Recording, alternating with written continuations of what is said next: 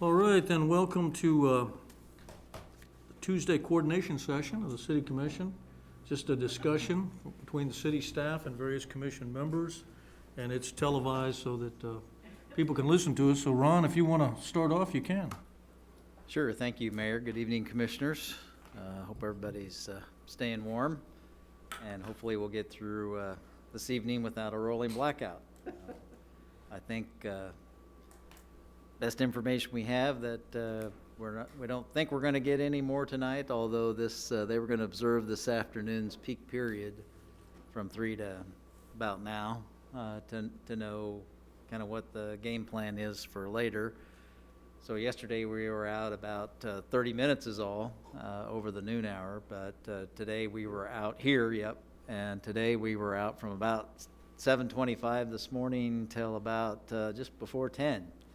So a much longer experience there, and so there certainly were some challenges. I know the airport was down several times, and it's one of the kind of side effect casualties is when you hopefully throw automatic switches that will automatically turn other switches on.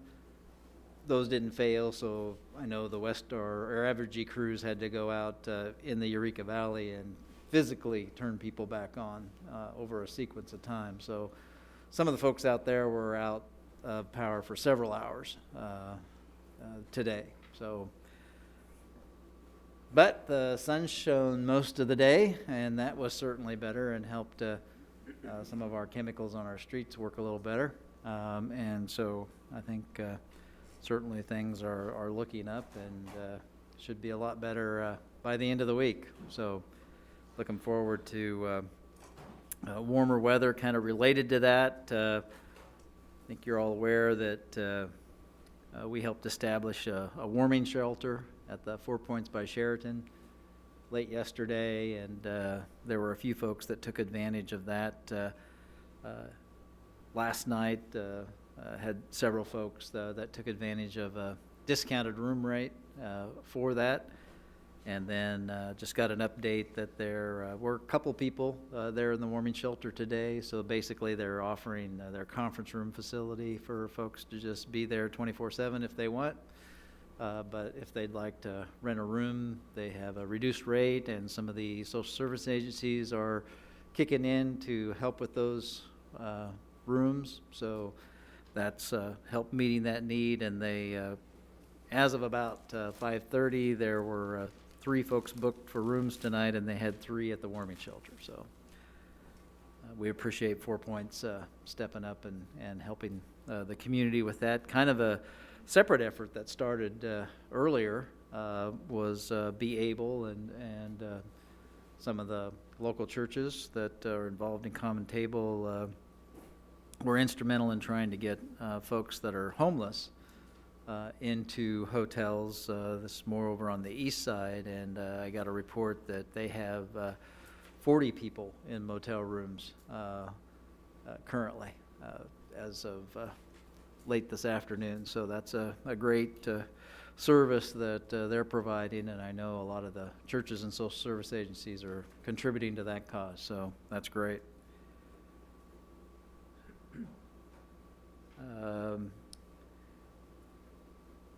One of the things that I wanted to talk a little bit about is there were some questions about on the mayor's recommendations for board appointments. We've had some adjustments in our office with some folks taking on some new responsibility and some new faces, and they got ahead of themselves a little bit and took the information down before they should have. So I think you got a link to that information. I don't know, Brenda, do you have a better explanation for it's back the way it used to be? Yes. I apologize to the commissioners for that error. I had an employee that was a little overzealous and trying to be efficient, and so she had switched out the documents before she should have. So it was switched back yesterday, so I hope you had an opportunity to look at those. I apologize. All right. Thank you, Brenda. I did get some, I think it's in your hard mail folder today, some flight information for April on American, and no changes, so still the 3 flights. The times have adjusted a little bit, and still no word whether Chicago service or when Chicago service might start back up. The 3 flights a day to DFW, 8:55, 12:46, and 5:55, except there's no late afternoon flight on either Wednesdays or Tuesdays and Wednesdays. Let's see. Are there any flights now with Texas and? I think most of their flights were canceled Canceled. today, Okay. mainly because of conditions in Texas. So Exactly. DFW was Yeah, canceled a lot of flights, so they're going to be in a position of waiting till things get back fairly normal there, and then how those flights start yeah, reestablishing themselves. Okay. Yep. of course, okay.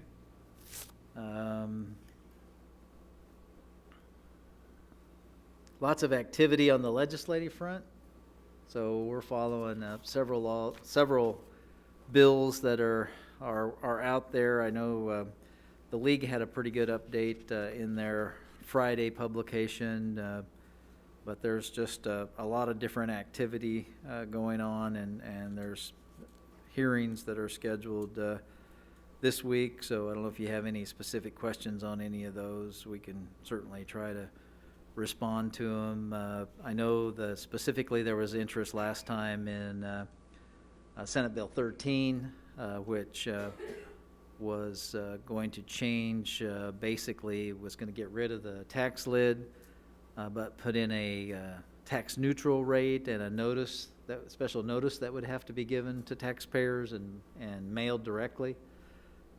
That one is still moving forward. The House bill is a little bit different than the Senate bill, so I think that's going to conference committee. The House bill was going to put that into effect this year. I think the Senate bill puts that into effect next year. Who pays for that notice process? One of the bills has, at least the House bill has proportionately done that, so depending on how many taxes you end up getting, you share that amount of the cost, that percentage of the cost of the notice.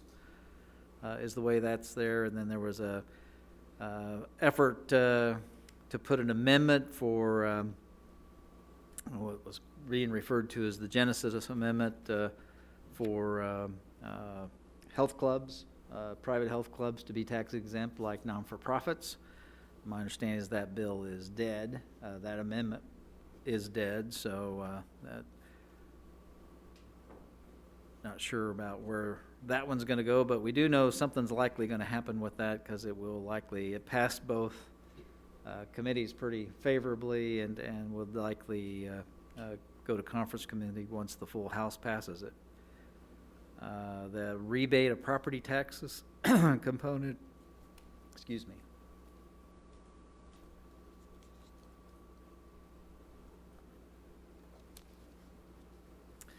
is still alive. We don't know a lot about that, but the whole component of that was that those impacted by COVID might have at least the current bill was it was a Senate bill, going to rebate the county portion of some of their property taxes. So I'm not sure there's been a hearing on that one in the House yet. Star bond renewal passed out of the Senate, made a provision for small projects, kind of increased some of the funding thresholds. We didn't see any real issues with that. The league had a good write-up on the Senate Bill 87, which was a provision, the Senate committee had a hearing on the Senate Tax Committee.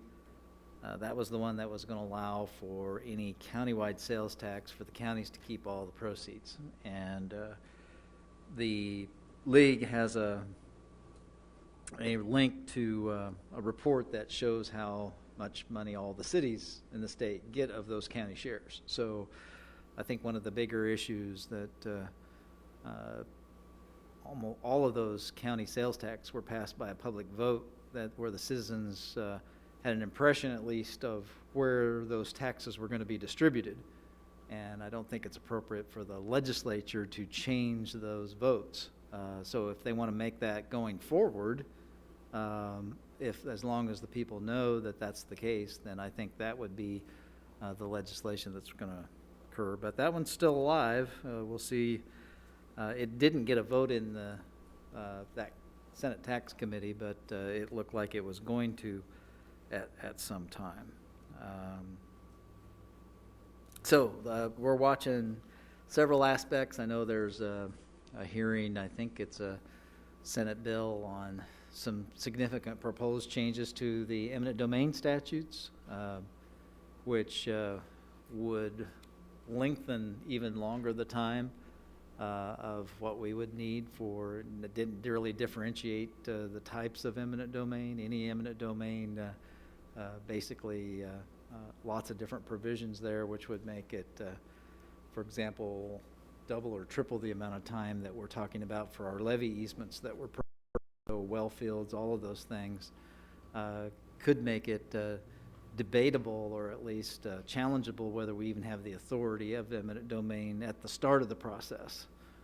So you'd have a lengthy civil suit before you even got to the process of establishing the process to move forward with eminent domain. So some real issues with that one, and we're planning on submitting some testimony in that regard.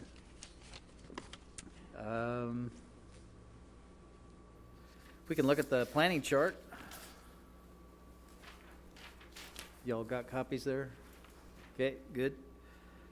So March 2nd, I'm thinking this one's going to stay on there. The planning board met briefly last night, and obviously we were thinking there could be rolling blackouts, and obviously the temperatures were really cold, so they did meet and they tabled their agendas so that they didn't have to republish things for some of their public hearings. So, and I'm not sure, there was discussion about when they were going to move those two, and I haven't heard whether that was later this week or next week or to their regular meeting. So there was some discussion about moving those to their March 1st meeting, which would maybe impact this other one that we have there. But the St. Isidore's is looking to expanding their footprint there and modifying their PUD yet again to incorporate some of the parking that they acquired to the west of the current facility. We then, if we wanted to renew the face mask ordinance, and it would go to 2 readings like it has in the past, we should consider that at this particular meeting for first reading. We are aware that the health department is looking at a new health order to look at some of their potential restrictions and changing some of the things that provisions that they have in place. I would say it's likely that it may have a face covering component, keeping in mind that only covers Riley County, doesn't cover Potawatomi County inside the city. And so those are one of the reasons we did our own ordinance, so that it would be consistent throughout the city. So more discussion to come on that one, I'm sure. And then in last night's mail folder, we had a copy of the RFP, a draft of the RFP. Something that we're looking at scheduling for the March 2nd meeting for your consideration to move forward. Again, we originally developed that for the south end when the Warren Theaters pulled out of that redevelopment process, and then obviously there was a local process to replace that instead. So it's been modified, and so it's more applicable to Aggieville and the vision for Aggieville, and we can certainly look at that in more detail. On the consent agenda. I want to mention one thing about that, Ron, because that came up in the chamber meeting today, and I mentioned to Jason, so just for the other commissioners, the concern was that, people jumped ahead and assumed we're gonna put this out there and close the Laramie parking lot before the parking garage is open. And that's not the intent. That's not the intent. We don't know what's gonna happen with the RFP, you know. Just wanna be clear, if people ask you questions, to say, there is no plan to close that parking lot.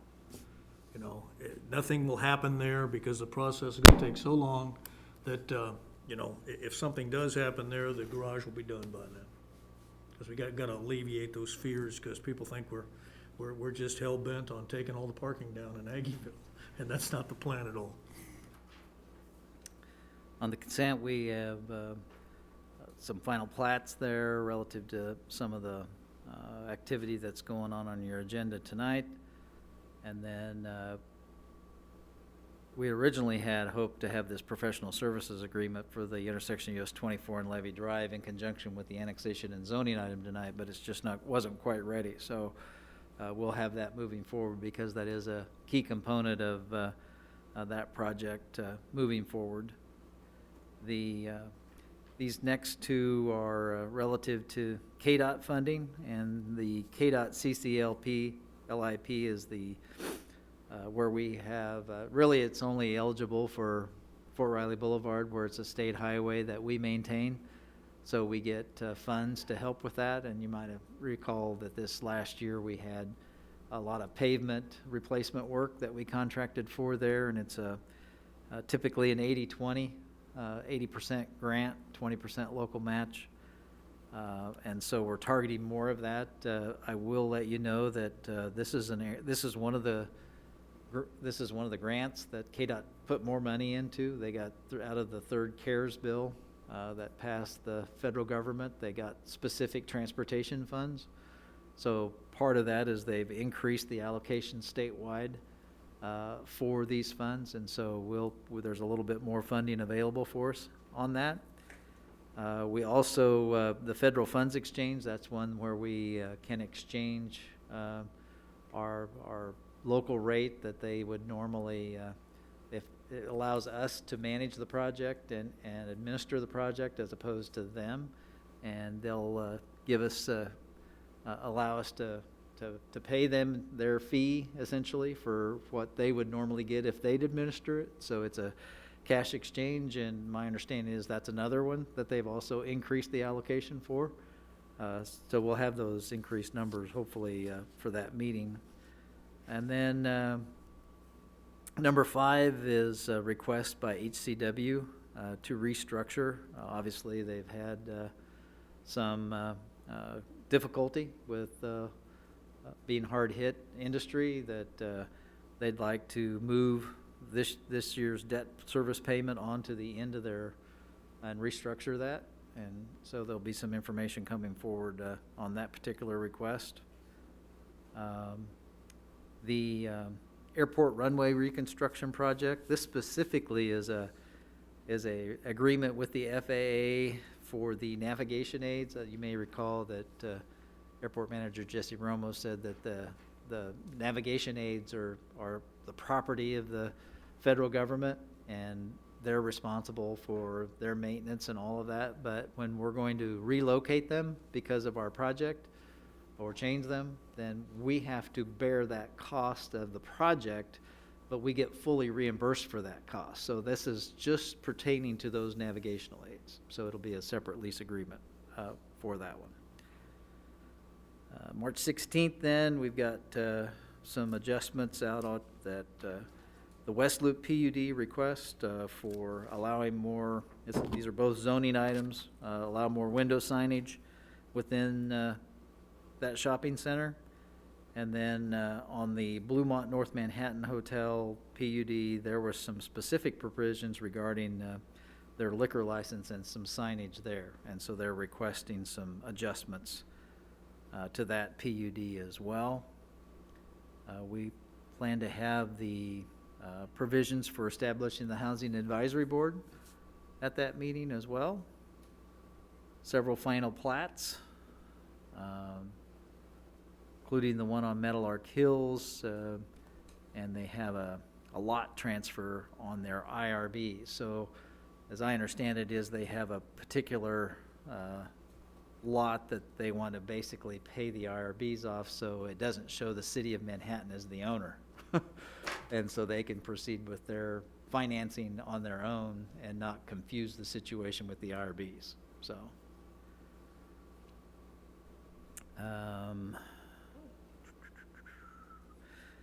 The temporary city ordinances, these are essentially our COVID meeting restrictions. So where we have limited attendance and where we have a provision for broadcasting and the comments online and those type of things. So that kind of goes somewhat hand in hand with the mask ordinance. So that would be up for, that's just by resolution as opposed to ordinance for consideration as well. The platforms, the additional platforms downtown, this would be the additional authorization to allow for the specific agreements with those businesses to be able to cross the sidewalk and into the parking right away for serving alcohol, like we did with the other businesses. We anticipate having the recommendation for the engineer on call program from all those submittals. Those just did, I think, come in last week. And then we have a contract amendment for final design of the campus perimeter pedestrian crosswalk and cycle track. These are a city university fund in addition to a cycle track component. And prior to this, on March 9th, there's a work session where you'll get a lot more information about that as part of the Aggieville update, because it is something that will go on North Manhattan all the way from Claflin on the north to Fremont on the south, utilizing North Manhattan. Part of that gets rid of that experiment we have in Aggieville now between Morrow and Bluemont on North Manhattan for the bicycle path. So that's, again, more to come on that one at the work session, and then a follow-up for that particular design.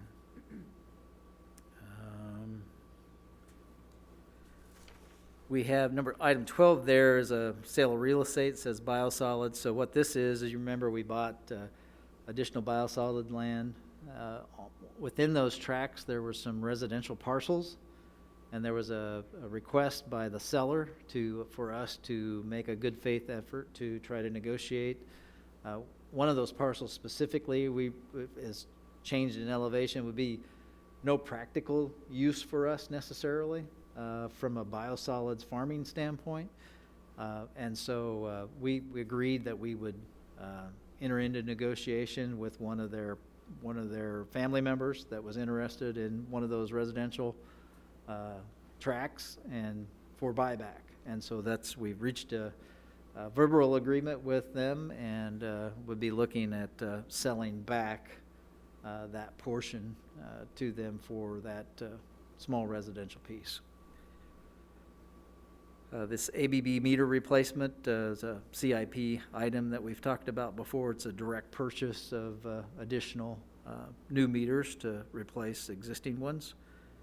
It is a sole source purchase because we want to stay with the same company that's providing all the other ones, and it has we have the equipment to do it, so it's a sole source purchase and greater than my authority, so that's why it's coming to you. And then the full local share payment from the Corps of Engineers is scheduled for that.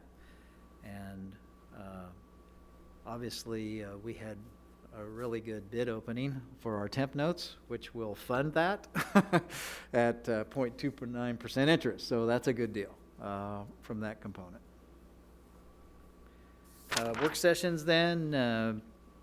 Next week we'll have our annual revenue and expenses survey to go over, as well as our RCPD update.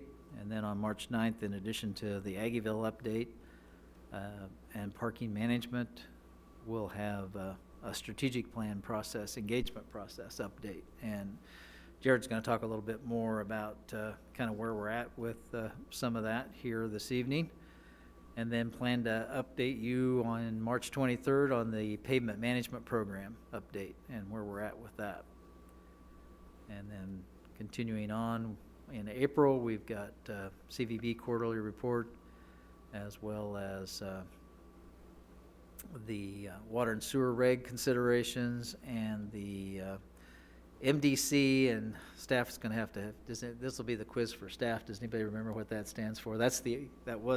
We've changed the UDO. I guess it's so old we need to upgrade it to MDC now, so it sounds new, I guess. But I think it's the Manhattan Development Code, maybe? No, probably the Municipal Development Code. That'll be my guess. But we can ask Eric tonight if you really want to know what it comes in. Ron, It's the UDO, though. it is the Manhattan Development Code. Okay, well, I got part of it. So that's the plan there, is to start bringing some of those chapters forward for consideration. And I think that's probably, and then some more, that continues, and we'll probably have to go back and forth between work sessions and maybe some legislative meetings to try and balance some of those times out. Did we provide you with an update on the electronic signage? Recall, we talked about it. I didn't know if we. No. So, yeah. So it was originally going to be brought as part of the UDO discussion with that chapter, but I've asked them to, so there's been some changes from the business side of things as far as ownerships and that sort of thing. So I've asked staff to re-engage with the folks who made the additional request to see what that status is and whether or not there's a desire to move forward on some other issues relative to that, or can we wait till the UDO comes? So I haven't heard the outcome of that yet, but that's kind of where we're at with that particular issue, because several of you had expressed a desire to revisit that, and the timing was going to be kind of a discussion point. So I wanted to ask about if we're going to have a meeting on March 30th. That would be the 5th, Tuesday. yeah, Tuesday. So I know we talked about it once, but as of now, we're not planning on it. We haven't So, determined, okay. So tentative no. tentative no. Okay, Yep. all right, thanks. So Ron, I have a couple of questions. Sure. Yeah. Well, we don't have spring break, so maybe we can have meetings all 4 of those Tuesdays also. Sometimes we don't because there's USD 3 to 3 spring break. Okay, K-State doesn't, but the school district does. Okay, so I wanted to know, can you give us an update? I know the crew has been extremely busy. Could you give us an update about water breaks and other things that the Manhattan Fire Department had to tend to because of the freeze and the ice and just the weather in the past 48 hours? Sure. Yes, our water crews have been very busy on several line breaks. It's one of those activities. I know they had a couple last Friday. I don't think they had any Saturday. They had 2 on Sunday. They had 1 yesterday. I didn't see any today, so that was good. And I think yesterday's was early, not last night in that mess.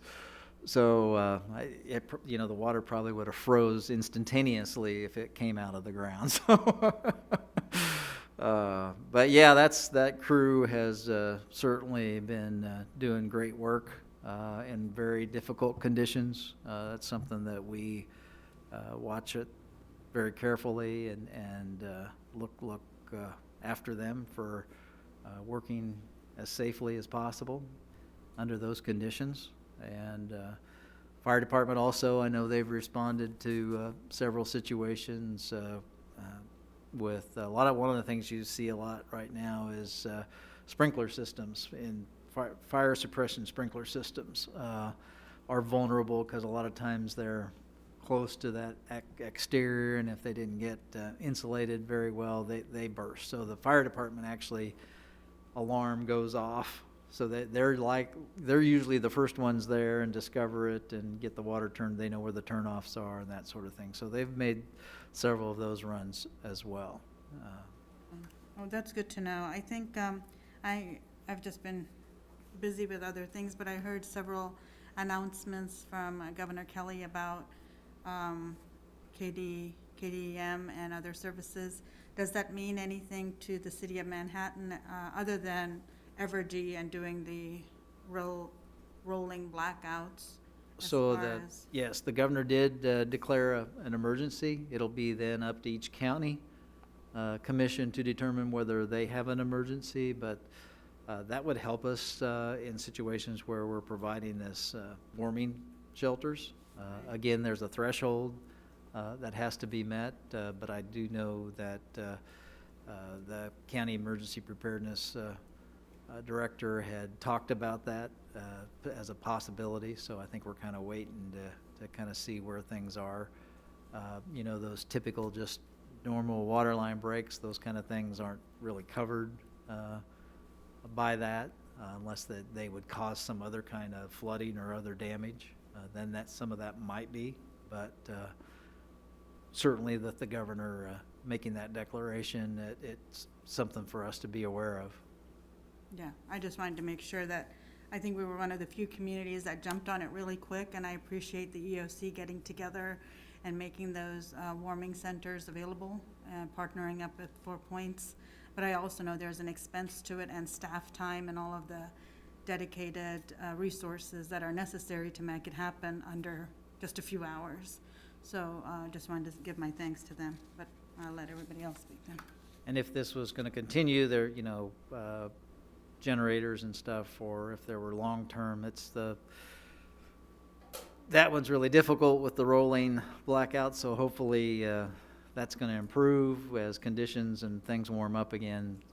Hopefully we won't, that's been pretty frustrating. I think it's been frustrating for Evergy as well, so, but that's certainly several new phenomenons we've faced here in the last year that, you know, nothing surprises you anymore, I guess.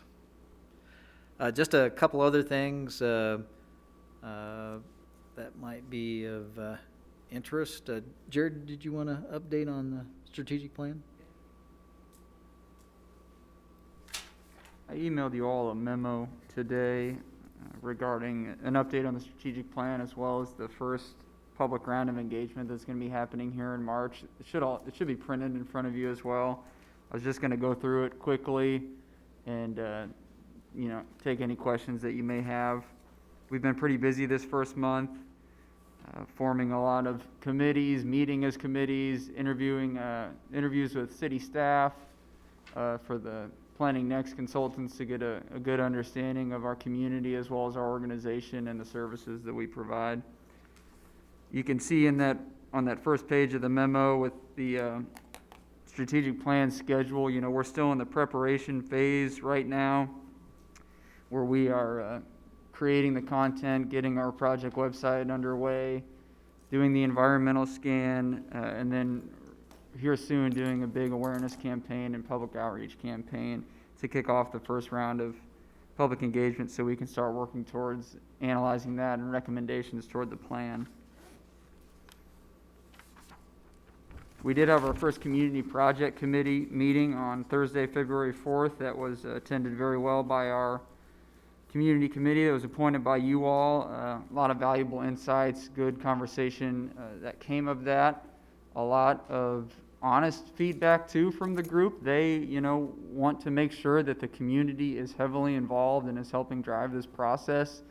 They don't want, you know, this to be one of those check boxes that occurs and say, oh, we you know, we got the community input. They really want to be involved and make sure we're reaching all of our community groups broadly, diverse representation throughout this process. So we spent a lot of time talking about that and how we can reach those individuals in the public throughout this process, and had some good conversations. And over the next couple of weeks, our community committee has been tasked with some personal outreach commitments to figure out and start writing down who those hard to reach areas are, figuring out about 5 to 10 organizations or groups that they are familiar with that they can reach out to during this process so that we can understand how many people we can reach throughout the engagement process, and then defining how they're going to reach out to those groups. We have our next meeting with the Community Project Committee, Thursday, March 4th, same time at 6 p.m. And that, of course, will be broadcast as a public meeting, given it was appointed by the board. We have also created a staff technical committee of about 24 employees throughout all of our departments that is going to help give the consultants and the public and our community committee an understanding of how our organization works. We anticipate in May and June having those groups come together for some joint meetings as we look towards recommendations and implementation strategies for the strategic plan.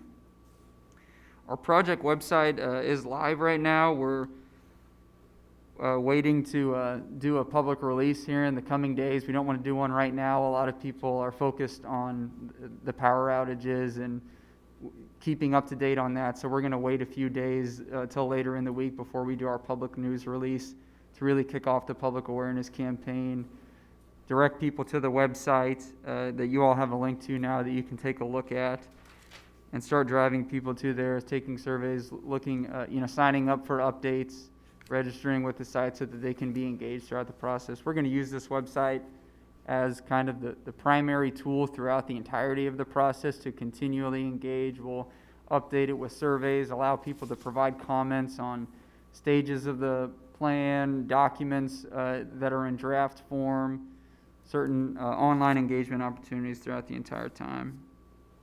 You all are familiar too from the retreat, kind of the branding and identity that was created too. Crossroads MHK is the name to identify with this 8-month planning process. So we're going to be using that language as we kick off the public awareness campaign as well. We have tentatively scheduled the week of March 22nd is the first the first round of public engagement that we're going to really go out into the public. There was 4 dates and days on there during that week that we are targeting as public meetings that anyone in the public can come to. They can register. We're going with a virtual approach, given people are probably a little bit still uncomfortable gathering in large places, keeping the social distancing requirements. So we're hoping to be able to really start utilizing maybe the Manhattan Conference Center and other public meeting ways like we used to during our May round. But we have 4 dates, Monday, Tuesday, Wednesday, and Thursday. We're trying to get a bunch of different times that are available to people throughout the day so that they can pick the one that works best for them. It'll be the same approach throughout all 4 of those meetings so that we're getting the same data points, getting the same responses from individuals, but they'll be able to register it'll be through the Zoom platform, which is what we use and the consultant is using. And there'll be a lot of ways to get engagement from those groups, breakout sessions, polling, to really get a lot of information. With that, we're also going to be using this meeting in a box approach, which we'll be reaching out to our community committee and those groups that may not be able to attend these public meetings so we can go to them. We know it's not everybody has the free time or the ability to take an hour of their day to come in and provide input. So we're going to see how we can reach all these groups individually, and we'll task some of our committee members to go to those groups, ask those same questions that were at the public meeting, and gather much more data that we can. We are eyeing the week of May 3rd as the second round of public engagement. Just so you're aware, we wanted to make sure that we could get it early enough in May so that students hadn't left yet. So we're hoping to use a combination of different methods, like I said, to reach the public during that process. I did throw in the memo too some other touch points that we're going to try and get in front of you. Ron mentioned March 9th. That'll be kind of a quick update to give you an idea of the coming week on March 22nd about what's expected, how to continue to push out that content so we can keep you all aware of any changes or any new information. But then we want to come back in April to give you all an understanding of what occurred during that process, talk through some of the feedback and results that we got, and then also start discussing some of that analysis and recommendations as we work toward vision, goals, mission that is going to be used in the plan. April 27th, we're eyeing for another quick update with you all to give you an idea of what's occurring on that second round of public engagement before the week of May 3rd. And then again, come back after that process so that we can again get you up to date on all the results and the data that we collected, working towards more recommendations and implementation strategies for that, and discuss some of that after the second round of engagement, and then cap off the process with another retreat that we can really dive into the plan and its full details. That was a long-winded summary, but I'd be happy to answer any questions, or if you want to reach out to me throughout the process at all, always feel free to do that. Thank you, Jared. Just a couple other, Mayor Butler mentioned the Chamber Board meeting today, a couple other date takeaways that you might be interested in. So they have scheduled the date for the Leaders Retreat, and they've scheduled that for January 29th and 30th. I mean, July 29th and 30th, excuse me. And so that's a Thursday, Friday, full day Thursday on the 29th, and a half day Friday morning. Also, another one to get on your calendar if you're interested. The 2A state basketball tournament is March 11th through the 13th at Bramlage. So the CVB generally helps host that. So if you've helped with that in the past, that is planning to go with, I think, just 2 games a day. So a lot of social distancing and certain, you have to clear Bramlage after first game and then come back later that day for the second game. So some different procedures with that. The Diversity, Equity, and Inclusion Task Force has their February meeting this Thursday at 6. And they had homework assignments from the co-chairs for strengths, weaknesses, opportunities, and threats. So should be a good discussion that they'll have at that meeting. Of course, we carry that one. And then you've got a city-county meeting also Thursday. That one's at the county at 4. And I believe the only thing that's all scheduled on there is an update from the Food and Farm Council. And I think that's all I've got, Mayor. We've taken a lot of time, sorry. No, that's fine. That's fine. Are there any pending items that need to go on this agenda? That's one of the reasons everybody pretty happy with what's on there? Okay, we're good. Jason? Nothing from legal? Okay, then we'll go through the commission. You got?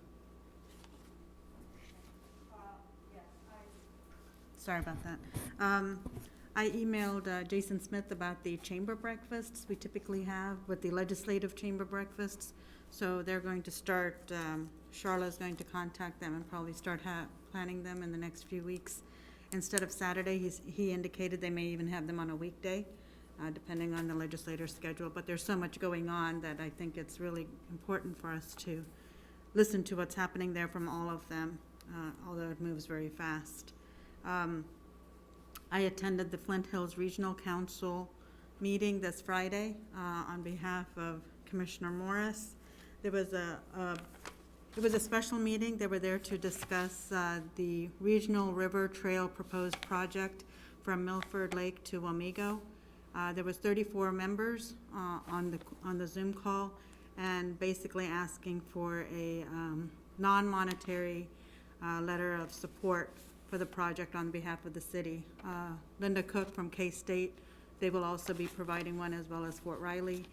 We felt it was very important, and we've heard discussions from Phil Anderson and Rod Harms and the whole group before in the past. So we thought it's a good idea to have it under the Flint Hills Regional Council umbrella for the entire community, and I think the city's probably developing something to that. I had conversations probably with Mike Dodson, as well as Commissioner Morris and Ron, about that RCPD bill, or the sheriff's bill that was proposed to kind of dismantle RCPD and make it a sheriff's unit again.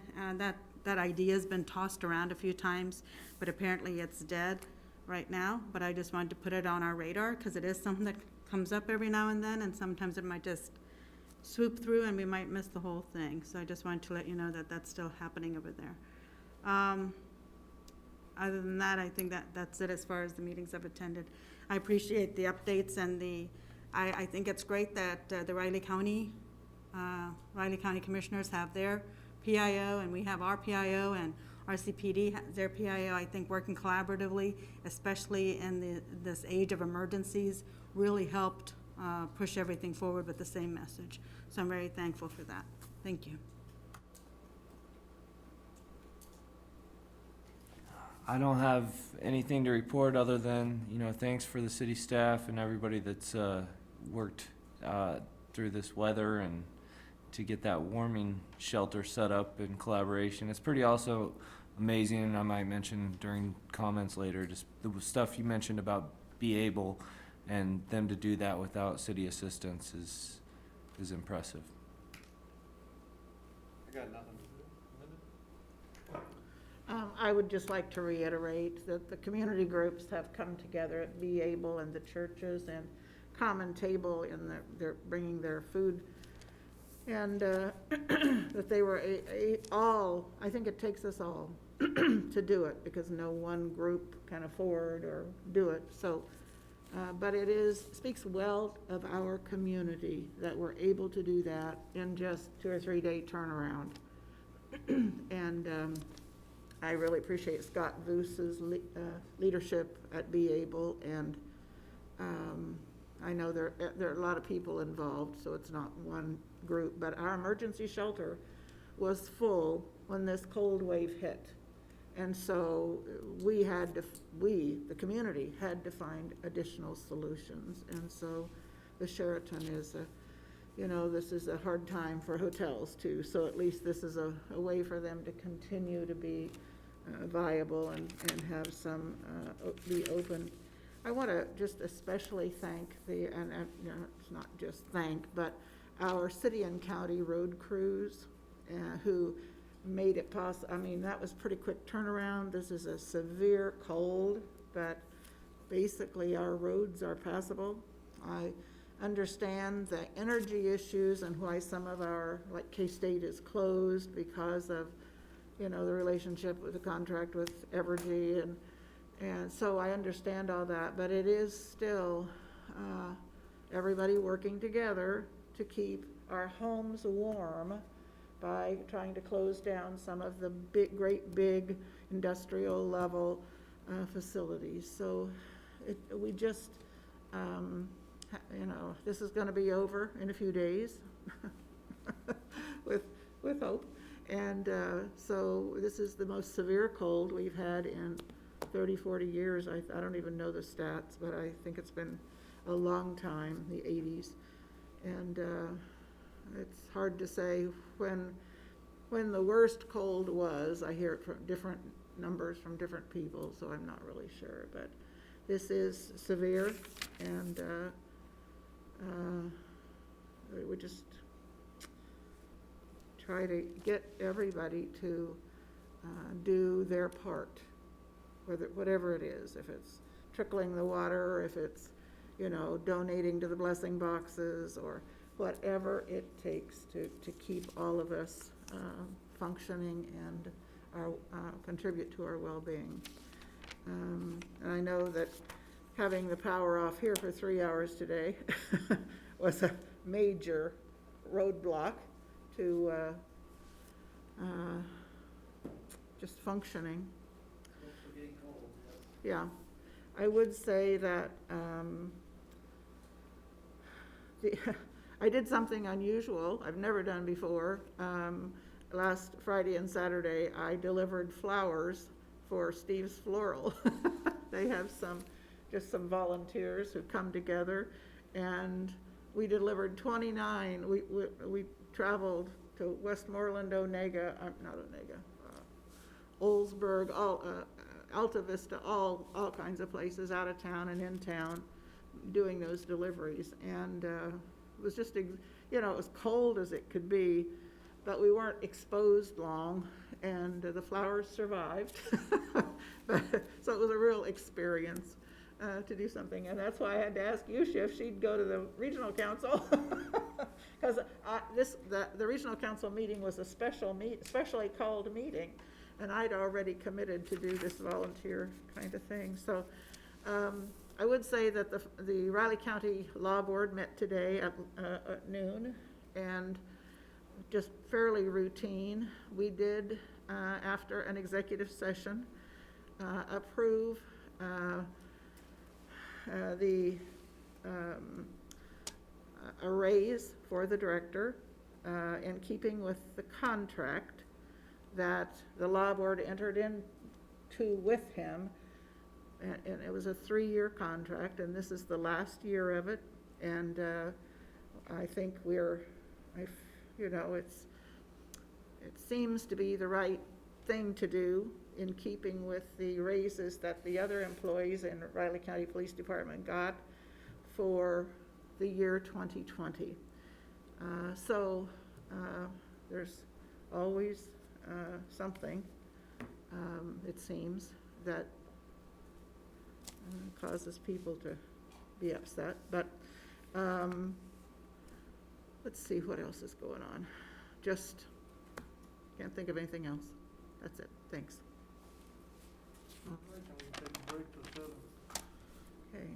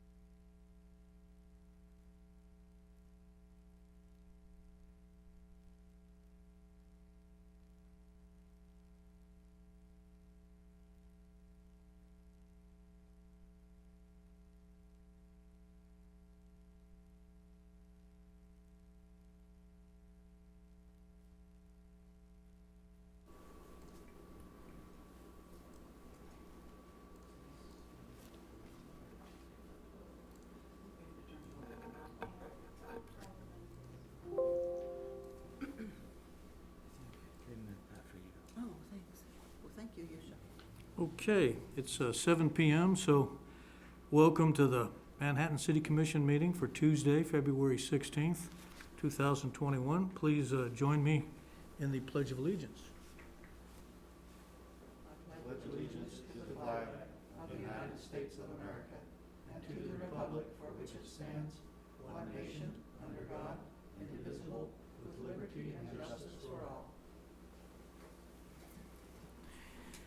Okay. Second item on the agenda here is commissioner comments. So let's start with Commissioner Reddy. Thank you. Well, basically, kind of what I said at briefing, that I'm really thankful for our crew that had to go out in the freezing, dangerous temperatures and fix water breaks and such and take care of our community. I heard a lot of positive comments about how the roads were treated and such. And also I welcome the collaboration between the Riley County Health Department, the Riley County Police Department, the City of Manhattan, the EOC group, that were able to facilitate a warming shelter with 4 points. I think that things like that are happen so quickly that we don't realize how much effort goes into that, as well as staff time. And I think the Riley County Commissioners should be proud of their new public information officer. I think working together makes it really good for the entire community. The Flint Hills Regional Council had a meeting last Friday about some of the work about the Regional River Trail proposed project from Milford to the Lake to Wamego, Milford Lake to Wamego. Good discussion, and I think this is a project that has come before us several times with Phil Anderson and their group, and the Flint Hills Regional Council is a good conduit to move it forward and have those discussions. So all kinds of good things happening there. I believe Kansas State University is open tomorrow. I'm not sure about USD 383. Once again, I hope everybody is staying safe, staying warm, and calling 911 if you need any help, and knowing that there is a warming shelter if anybody in the community needs any kind of assistance. Thank you.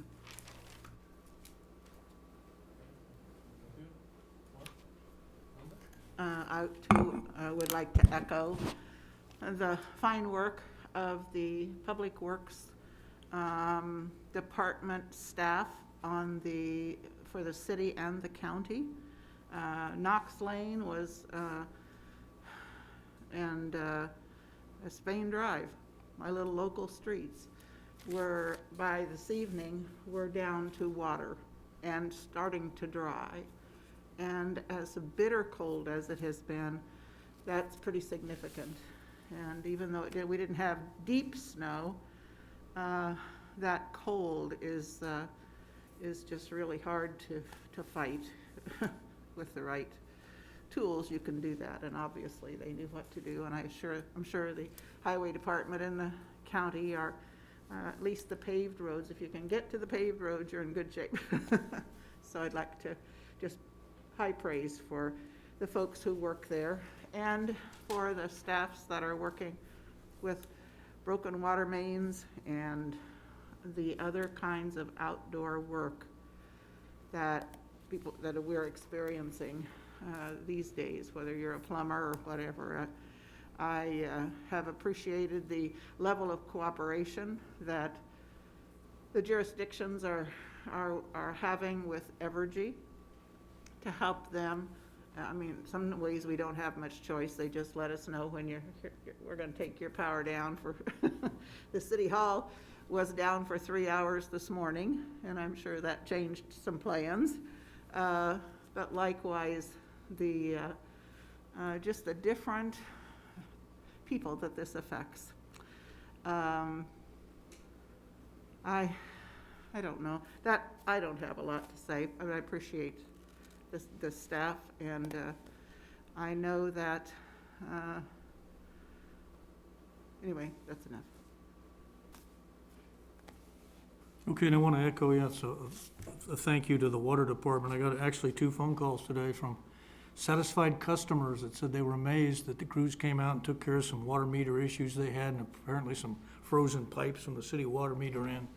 And so It's always great to hear positive stuff instead of please fix this pothole. So good job, Public Works, appreciate it. Let's move on to the consent agenda. The items on the consent agenda are those of a routine and housekeeping nature, those items which have previously been reviewed by the City Commission. A commissioner may request an item be moved to the end of the general agenda. Now, we accepted public comments in writing prior to tonight's meeting, and any comments submitted were given to all members of the City Commission. We'll also take comments in public tonight if anyone is here that wishes to speak on the consent agenda. And nobody signed up, and seeing no one, then we won't have any public comments on the consent agenda. Or there are commissioner comments? Yeah.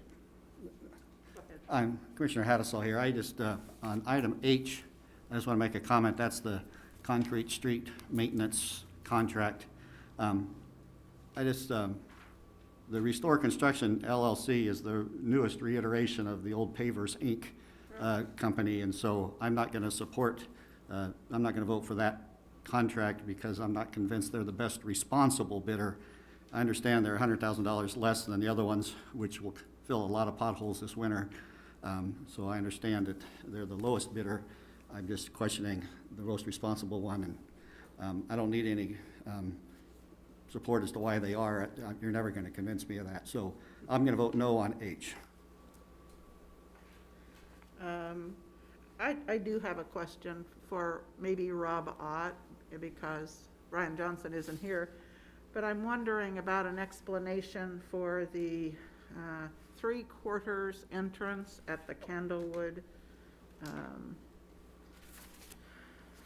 entrance. Sure. And just what that, because the map that the diagram that we saw wasn't big enough to tell, but it is going to be used a lot, so I just wanted to get a better explanation. Absolutely. Good evening, Commissioners. Rob Ott, Director of Public Works. And I'm sorry, I don't remember the item. Item K? No, that's not right. Anyways. It's G. Yeah, sorry. So the award for contract for improvements of Kimball Avenue between Candlewood and K113. And what I'm hopefully zooming in here for you, Commissioner Morris, is that 3/4 entrance into the new Pizza Hut Drive. In other words, basically it's going to allow 3 of the 4 different movements. It won't allow a left-hand turn. Okay. So if you're in this shopping area at the Pizza Hut, and if you wanted to go, if you're southbound and you wanted to go eastbound, you can't do that. You can only go right.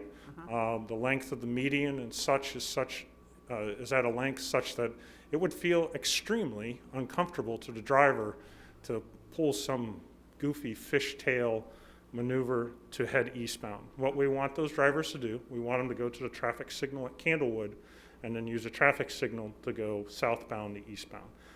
Other examples in the community would be McCall Road between Hostetler and Tuttle Creek Boulevard, as well as Bluemont, where 3rd Street is. So if you are heading eastbound on Bluemont, you go through the roundabout and you want to make a left or go north on 3rd Street, we have those medians and such. You can make the left-hand turn. But if you are, let's say you've gone through Sonic and you're going southbound and you want you just can't make that left-hand turn and go towards Walmart. You have to turn right because of the way the construction of the median is and so forth. So those are just some existing examples of what's been constructed out there. Is that we see sticking out like a little, is on up higher than your So it would be a standard height curb. It will be. I don't know if it's a 9-inch curb, but I know for sure it's a 6-inch high curb. Yeah. It's not going to be like those on McCall Road that people just drive over like they're not even there. Yeah, those have a lay-down curb, and they have a much lower profile. This curb and the height of the median would be similar to what we redid two summers ago. Okay, thank you. Does that help you? Okay. Yeah, you can redo the ones on McCall Road sometime. Those are on the private side. Okay, thanks. I appreciate knowing that that there's more safety involved here. Thank you. Yeah, as some of sorry. As some of the commissioners might remember, that might even been on the board when we made the decision, we made improvements to Candlewood, never had a traffic signal. And we certainly made a number of safety improvements. At the time, Dares actually owned this property. They no longer own it. They're a leaser, so we dealt with the landlord. And we kind of presented some crash data to them. And we said, look, we're still having crashes at this intersection because it's fully directional. And to the credit of the businesses and the shopping owner of the shopping center, they were agreeable to these changes and so forth. Wonderful, thank you. Good. Oh, go ahead, Commissioner. Well, you got that up there, so that, so there's no outbound to the west from that second, yeah, that's only, you can only turn north there, you can't come back out and go west there either. Correct. You gotta go out to the Yeah. Candlewood And we left this for delivery of the fuel and so forth into the gas station. Okay. So this is an inbound only. That is correct, Commissioner. Yep. Again, it's part of kind of the overall addressing the corridor and so forth. And the rec. And there's quite a bit. There's a trail. So the storm sewer, oh, it's going to kill me because I'm talking too much. So storm sewer gets put underground. There's increase in storm sewer pipes to the south into the Seco detention pond. We did a large drainage study in-house and realized that there's too much water in larger events that's going east that shouldn't be going east. It should be going south into the Seco detention pond. So you have stormwater dollars involved here. We have pavement restoration dollars that are going to be going into this project, special street and highway, as well as a benefit district, as well as some park and rec trail money as well, so that this becomes a 10-foot wide trail. I do have one question. After this project, what else is due for that corridor? I think people are getting tired of it. Well, I mean, they're this- wonderful improvements and everyone will be so pleased. But I just wondered if there's a next. yep, there's always a next. There's a next, okay. You know, North Campus Corridor Yes. probably has 3 more phases. You have 2 phases where we have KDOT grants that'll be coming this summer. Right. And then as well as Denison and Kimball intersection, probably fall on year. And then you all reviewed the analysis with the roundabout at Grand Mere and Kimball. So that's another project that's probably, you know, this 2 to one. 3 years down the road as well. Okay, thank you. So sorry, that's, Just forewarn people. Kimball will be under construction for 3 years. Thank you. Thank you, Rob. Any other questions? We're good? I would like to follow up on what Mark said there, Pavers Incorporated, that's the same company as Restore, are they under new management, or what's the deal there? So our understanding in the research is that it's some of the former ownership that have this head secondary company that have been doing other aspects, but they have brought part of their paving company into it. But they did, we looked at some of the projects they've done. There were no issues with their bonding. So they met all of our qualifications for being able to do the work. And they're bonded insured. We have had conversations with their bonding company. They've sent us a letter of improvements. So we're covered from a bonding aspect. We've got performance payment maintenance bond, which is our typical bonding that we would have for that sort of construction. Did you have that before? That's in every When it was contract we've pavers? always had. Yep. Because I think that's, anyway, okay. Yeah, the city's always been, covered, it's just sometimes when they deal with some of the other. Private Private and citizens, yes. subcontractors, that's always been. And I would encourage private citizens to get good contracts. So you're confident you'll get the quality that's desired? Yeah, as a quality company or as a quality producer, my inspectors really enjoy working with them because they do good work at the field level. Okay, that's fine. I just wanted to clarify that because I know there was some issues in the past, which we won't get into, but. Yep. Okay, thank you. Thank you. Any other comments on the consent agenda? I guess we're ready to have a motion. Need to have a motion on that. Mayor, I move that we approve the consent agenda as distributed. Second. Okay, City Clerk Brenda, if you could please call the roll.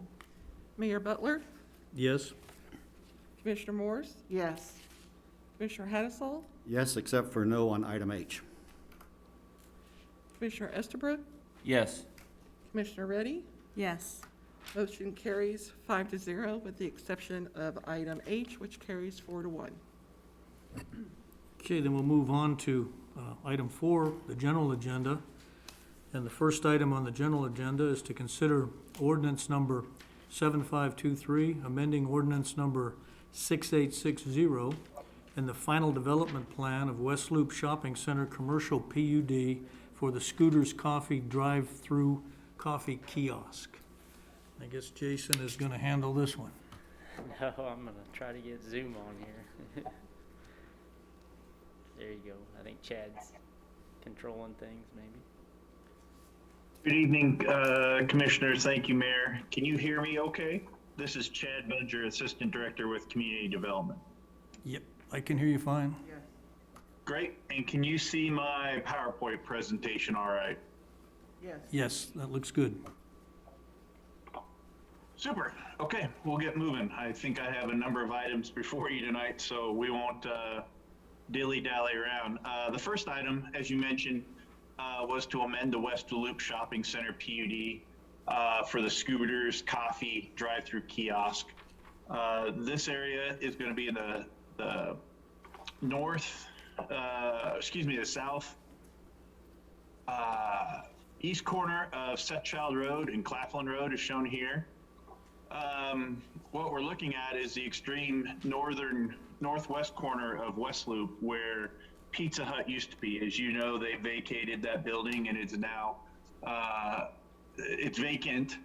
And so the proposal by Scooters is to remove that building and construct a approximately 560 square foot kiosk for their coffee shop. It's my understanding it would operate fairly similar to their coffee kiosk on the east side of town off of McCall Road, where they would primarily serve their coffee beverages as well as some packaged foods, but it was by no means, is my understanding, a full service restaurant. The new building shown here would generally be where the old restaurant is. They would remove some of the on-street parking.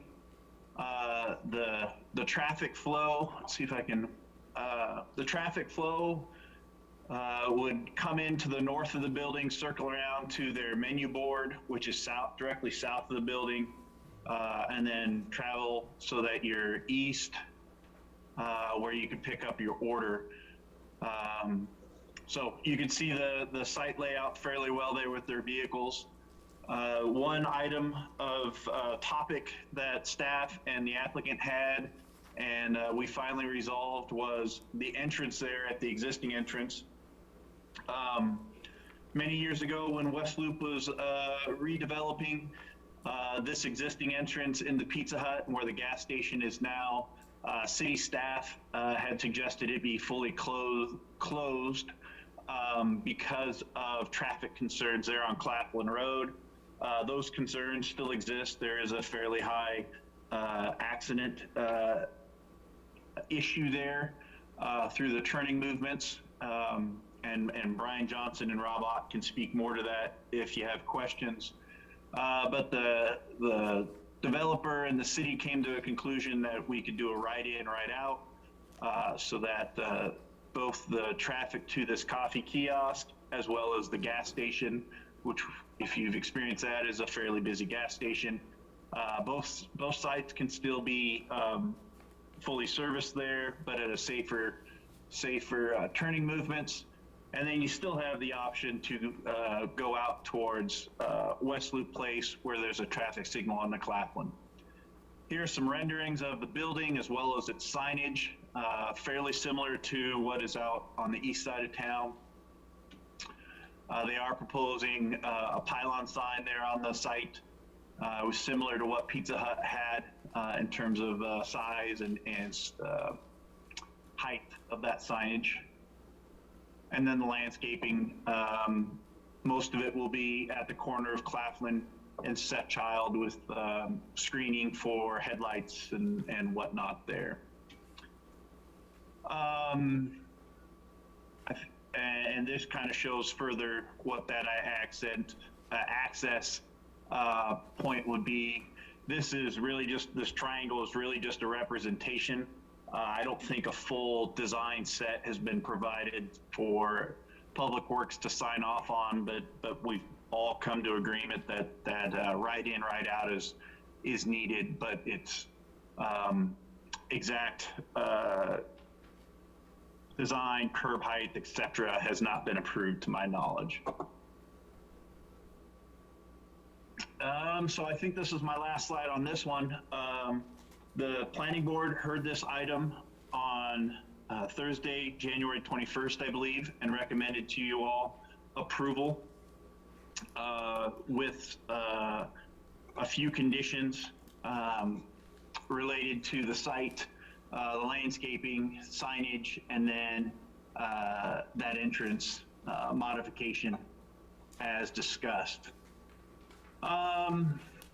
So with that, city administration is also recommending approval to you, and I'd be happy to answer any questions. Okay, thank you, Chad. Any questions from the commission? Yes, this is, Chad, this is Commissioner Reddy. I have several questions. Mainly, I'm not convinced that the parking is not going to be an issue. I mean, the driving, because it's a drive-through, that it's not going to be an issue, even if it's right in and right out. I'm not against the coffee shop itself, but because it's only drive-through, like you mentioned, that gas station area is very congested and very busy all the time. There's going to be a car wash, which is also going to have some problems with traffic. And anytime anyone goes to Dillon's, it's extremely narrow. It feels like it didn't when we first started all of that, but now it just feels like everything's very narrow. And then with the apartment complex being right across the street, my concern is people are gonna go get their gas and say, oh, I want a cup of coffee, and try to go through the drive-thru and grab a cup of coffee. Whereas if you're like at Dara's at Candlewood, and you want to go, you fill up your gas tank, you want to get some coffee, you park your car, go inside, get your coffee, and leave. But that area is not nearly as congested as here. And I worry it may end up being like the Starbucks that's on Lumont, with traffic just kind of being stuck out there on Claflin or Sethchild. So that's my concern on this project. Sure. Thank you for that question and the concern. I will defer those to Rob and Brian with Public Works, and I also know that the applicant and their consulting team is on the phone call as well, or on the Zoom meeting as well. So they can definitely provide some input as well. Before you come to speak to it, Brian or Rob, I'd just like to say that I have some concerns also. And in the memo from you to the planning department, you have expressed concern in a couple of different ways. Yes. That there should be a right in and a right out here.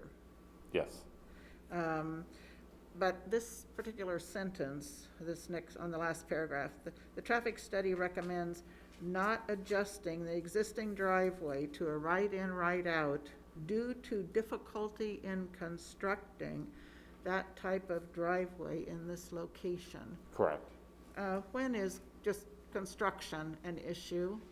It's a temporary short-term issue, right? Sure, and the traffic impact study that they submitted back in, October of last year, their concern was the actual width of the driveway being too narrow.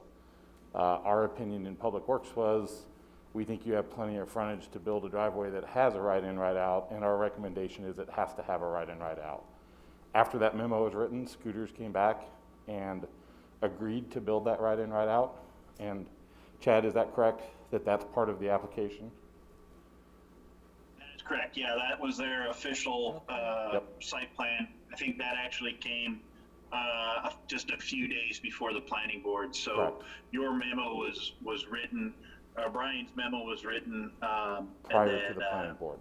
Okay, prior to the planning board, and then they resubmitted their site plan to have that item addressed fully. okay. They concurred with everything that was in that memo and Listen, changed their so site. they're agreeing with you. That's correct, yes.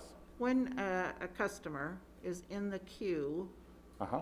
and they pick up their order, can they get out of the queue to depart that lot and go another route to get out of there, or they have to go into that right out situation which is conflicting with traffic into the Sure. gas station?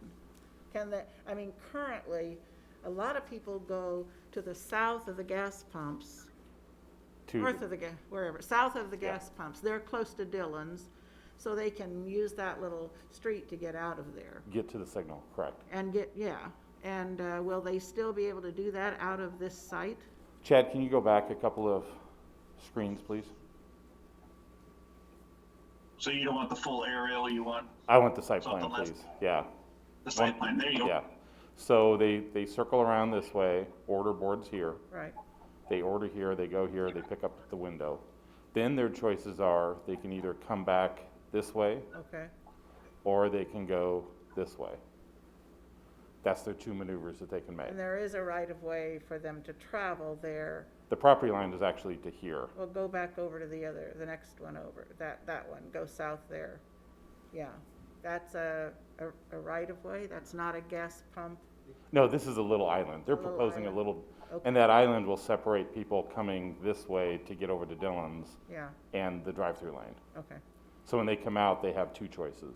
I'm curious too, how many cars can stack from entering the site to the point of the ordering, Sure, so from the order board back to this line is 150 feet. right? At about 20 feet a car, you've got roughly 7.5 cars. And to give you a perspective on that, the other coffee shops in the area vary from about 140 to 160 feet. Because the scooters on the east side is not that long. No, it is not. But they actually go into a private travel easement. They go onto a private travel easement. That roadway that they enter on is Yeah. not a public roadway. Well, I'm just looking at, Yeah, yep. And they had proposed something short, that similar distance, and we said no. okay, good. So 7 cars. I just know that it's awfully close to the intersection. It's extremely And- close. I don't and disagree with that. As traffic backs up to Claflin, Yep, it's gonna be, could, depends on how determined people are, it could end up being the same situation that we have at Starbucks. we have a much longer queue length here. We can store a lot more cars. 7, But I don't disagree with your statement. okay, thank you, I just wanted to Yep. clarify. Doesn't the chart show like 12 cars? Well, from the pickup. From the pickup window around, 12, yeah. For this site plan? Yeah, it's 150 feet, yeah. Yeah, so I counted 12 on there, so that's pretty decent. You're just counting the ones from the order board Order board back, So correct. there's room for another 4 Correct, more. yep. And our recommendation and our requirement was from the order board to the public right-of-way is 150 feet. Okay. Can you put up a sign that says something about no? No coffee in the morning? I can't do that. No, not that one, I wouldn't say that. Okay. You No, might be no, attacked. no stopping on Claflin? Yeah, no stopping. I can put signs on Bluemont, I can put signs on Claflin. We all know how good those work. I don't know. I think people have to see it to believe it. Okay, Yeah. thanks. This is Commissioner Reddy again. Yes, And you may Commissioner. have answered the question. I think even at, one of the things that had in here, when they did the traffic study, they said because of the pandemic, it seems to be more, but after the pandemic, it might be less. And I'm not sure where that assessment came from. In my opinion, it's probably either going to be the same or increase traffic. Correct. I think because these are people that go to work. These are people that are not just going shopping. These are your regular folks that are getting gas, getting groceries. That's probably going Daily to commuters, increase. yeah. And even if it's not stacked 12 cars every day, my point is that that gas station and that entire intersection it is so congested. Just to get gas is Yeah. a headache sometimes, trying to navigate all of that. And we don't even have the car wash yet. So I'm very concerned about not, like I said, not the coffee shop so much, but adding to that more congestion. I'm not sure exactly what the solution would be. If it was a restaurant and they had to park, and the gas station folks, you know, if they had to stop and park and go inside or whatever, that might be a little different. I know even when Pizza Hut was there, it worked okay, but I feel like if it's a drive-through coffee, people are gonna have this urge, fill up my gas, get a cup of coffee. So that's where I see that coming right from the gas station and trying to make that loop to get a cup of coffee. And we actually got their sales records for their shop here in Manhattan over the last 24 months. Their peak time is about 7 to about 7:40 in the morning, and that doesn't line up with a gas station peak time. Most people aren't getting gas on the way to work. They've either got it the day before, the night before, or on the weekends. So there is some offset in those peaks between those two that we think will help. I agree with what you're saying, that gas stations are awfully crowded, especially on Fridays and Saturdays. So is Starbucks on Bluemont, do they follow that same peak period Yeah, time they did? Because yeah. it looks like it's busy all the time. Yeah, that Starbucks actually is in one of the top. When the new Starbucks came in, we met with Starbucks management out of Chicago, and that Starbucks on Bluemont was a top 5 in the nation. It was in one of the top 5. It generated twice the revenue that a typical Starbucks does. That Starbucks just attracts a crowd. There's a lot of people that go there. And I know there's a Redina's on Claflin on that same Mm-hmm. side, but I don't see that as a traffic area, because it looks like the space is, They have a longer queue. They have Yeah. about 170 feet, 165. right. So they would have basically one more car length to stack one more car. And it looks like people park there and go in and have coffee with a and friend or stay. two and chat, as opposed to just using the drive-through all the time, so. we'll Yeah, see. their last 20, it was about a 36 months worth of numbers. They were queuing about 4 to 5 cars at a time on the McCall one. Now, we argued that they're probably gonna get more traffic on this side of town because there's just more people over here. So that's why we went to that 150 foot instead of that 120 that we typically do. So we already added almost 2 more car lengths. Yeah, there are definitely gonna be more traffic here. I think so too. Yeah, we don't have just a coffee shop at that intersection especially, because that Yeah. area is very busy. The visibility is great, yep. Right, I and they agree have with those apartment complexes. Yep. We're just gonna go and zip something. that. No, those are all great points. Okay, thank you. Yep. Commissioner Hattasol here. Yeah, I'm more familiar with the Starbucks on Anderson because that's the one that blocks my traffic and my inability to get up the hill on Hilton Heights and get to my office sometimes. And I don't know what the queue on that one is, but it is routinely, yeah, Hilton Heights has got cars backed up on it, and I've had to wait on Anderson to turn because Make somebody the on left Anderson turn. was waiting to get onto Hilton Heights so they could get into the parking lot. My only hope that if we completely saturate this community with coffee shops, at some point, And the that's a- queues will shorten and people will actually be able to get in line without spilling out into the side streets trying That to is a get their great coffee in the point. There's a morning. demand there that has to be met, and that's a great point. And so, yeah, I would hope at some point this will, yeah, maybe ease You'll saturate the market, at some point and there and each such. queue will be progressively shorter. Yeah, from an economic standpoint, that's a great point. So, yeah, I generally like the idea of it. I was glad to see you can fit, a dozen sausages there- on that map there. Chad, can you go back one more, please? Their original proposal had about 120 feet of stacking. Go back to the overall site plan. So their original proposal there you go, thank you. Their original proposal brought that driveway to about here. Oh, And we told them, that won't work, you need to expand it, and we gave them a couple different options. We laid out about 3 options for them, and this was the option that they chose, to bring that driveway as far south as they could.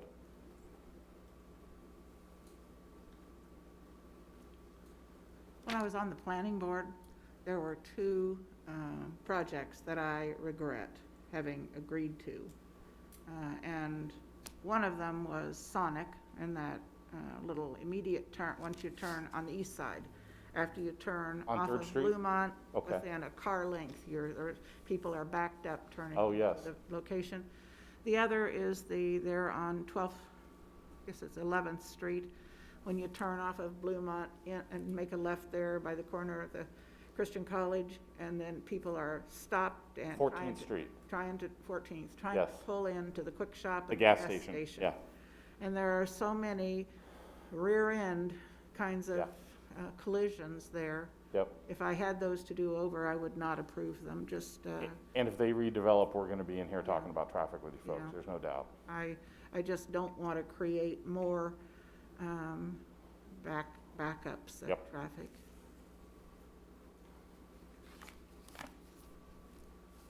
Any other questions? Okay, if there's no more questions from the commission, the public was able to submit comments related to this item through the city's website. There were no public comments received. Is there anyone in the audience that wishes to speak to this particular item?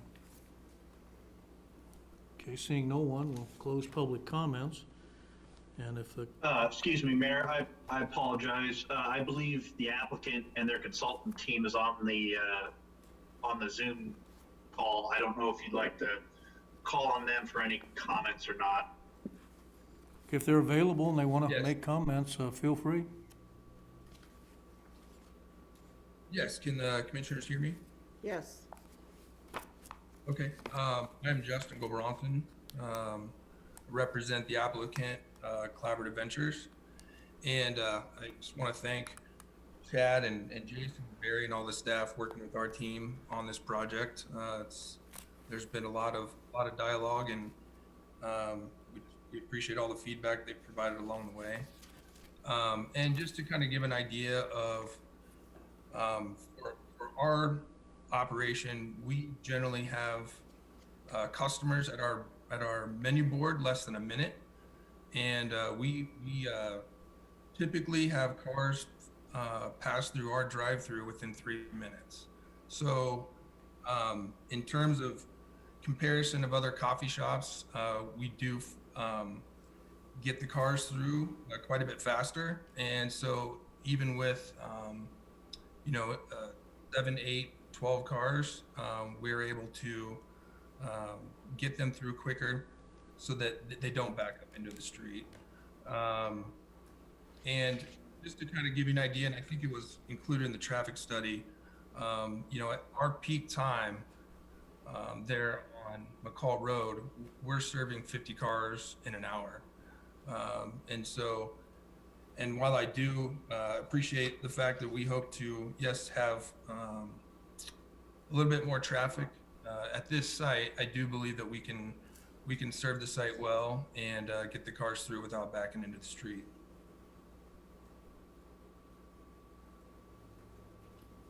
Okay, thank you. And I think that'll help alleviate some fears on the traffic. So if there's no further comments or questions, we can entertain taking a motion. I apologize. This is Jacob Burnett with Scooter's Coffee as well. If you don't mind, I'd like to just add a couple thoughts Sure, go there. ahead. So as Chad had mentioned, and Justin mentioned this as well, our peak time is first thing in the morning, 7 a.m. to approximately 8 a.m. And so what this means is that our peak time is completely offset of the gas station, of the car wash, of Dylan's grocery store. And so we believe that this is actually a huge benefit to our use, even over something like Pizza Hut that was previously here, whereas they operated primarily in the afternoon and evenings when people would get their groceries, wash their car, or go to the gas station. We actually offset that and are doing most of our business first thing in the morning. And also, as mentioned, there is extreme demand for coffee in the market. So we believe that adding another coffee shop actually will do the inverse of many of these concerns. It'll actually spread the demand over multiple coffee shops in the market. And so that's kind of our thought here. And again, we appreciate your time, appreciate the consideration. So thanks for allowing me to speak for a moment. This is Commissioner Hassel. I have a quick question. I couldn't see it in the 100 pages of the application. How late do you guys plan on staying open? What are the hours? Our hours of operation are 6 a.m. to 8 p.m. Monday through Friday, and 7 a.m. to 7 p.m. on Saturday and Sunday. Okay, thank you. Okay, thank you. All right, Mayor, move that we approve ordinance number 7523, amending ordinance number 6860 for the West Loop Shopping Center Commercial PUD for the Scooters Coffee drive-through kiosk, generally located southeast of the corner of Claflin Road and Sethchild Road, based on the findings in the staff report and the recommendation of the Manhattan Urban Area Planning Board with 5 conditions of approval. I'll second it. Okay, City Clerk, we have a motion and a second, so if you could please call the roll. Commissioner Morse,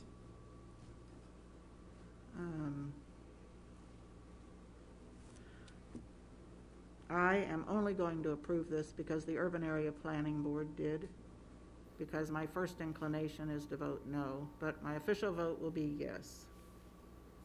Commissioner Hattasol, Yes. Commissioner Estabrook, Yes. Commissioner Reddy, No. Mayor Butler. Yes. Motion carries 4-1. Okay, and we'll move on to item B on the general agenda, which is consider ordinance number 7524 and 7525, annexing and rezoning the proposed Henry addition from Riley County AG Agricultural District to R1 Single Family Residential District. Again, good evening. This is Chad Bunger, Assistant Director. I'd like to make sure you still can hear me and also see my presentation. Yes, we can. Great, thank you, Mayor. Okay, 1 down, 3 left to go. This is, as you mentioned, annex and rezoning of the Henry Addition, a 7-lot residential subdivision on the extreme northwest corner of the city, within the Hartford Hills master planned area. For reference, this is Grandmere Parkway. The clubhouse would be off to the screen to the lower right as you look at the screen. And this is the subdivision that is under construction up Chapel Hill. The area outlined in red is our subject site, that roughly 7-acre, nearly 8-acre site. Today it's not annexed. It was part of the master plan development of the Hartford Hill area and the next phase of that development. And they are proposing it to rezone to R1 single family residential. It's very similar to the other zoning that's in the area. The surrounding properties are either still in rural Riley County or R1 single family residential, and there are some lots zoned R3 for some multiple family. And then you have Colbert Hills Golf Course in the area as well. Fairly straightforward request in terms of the planning department's eyes. The site meets the comprehensive plan, or the rezoning and annexation meets the comprehensive plans, land use policies. The uses proposed meet the zoning districts. This is the preliminary plat that was heard by the planning board at their last meeting on February 1st. This item's not for consideration before you, but it does give you reference to the layout of that subdivision. All lots will either gain access off of Victory Drive, and those lots have limited access because Victory Drive is intended to be a collector street for this subdivision, or for this master plan area, or they'll gain access off of Goheen Drive. So all fairly large lots, single family, especially lot 3, which is significantly sized. So fairly straightforward. With this preliminary plat, there was some conversation about one of the conditions of that plat, and Public Works can describe it better. I'll try to summarize to save everyone some time. the majority of this site drains back towards Colbert Hills and the detention basins already in the Colbert Hills area. And that was a significant factor in the design of these subdivisions. There is a small part of the subdivision that goes west, and the master planned community had envisioned multiple large basins. And so Public Works and the applicant were trying to decide, do you build the large basin with just 1 or 2 lots flowing to it initially, or do you handle their stormwater management requirements on site with significantly smaller detention features?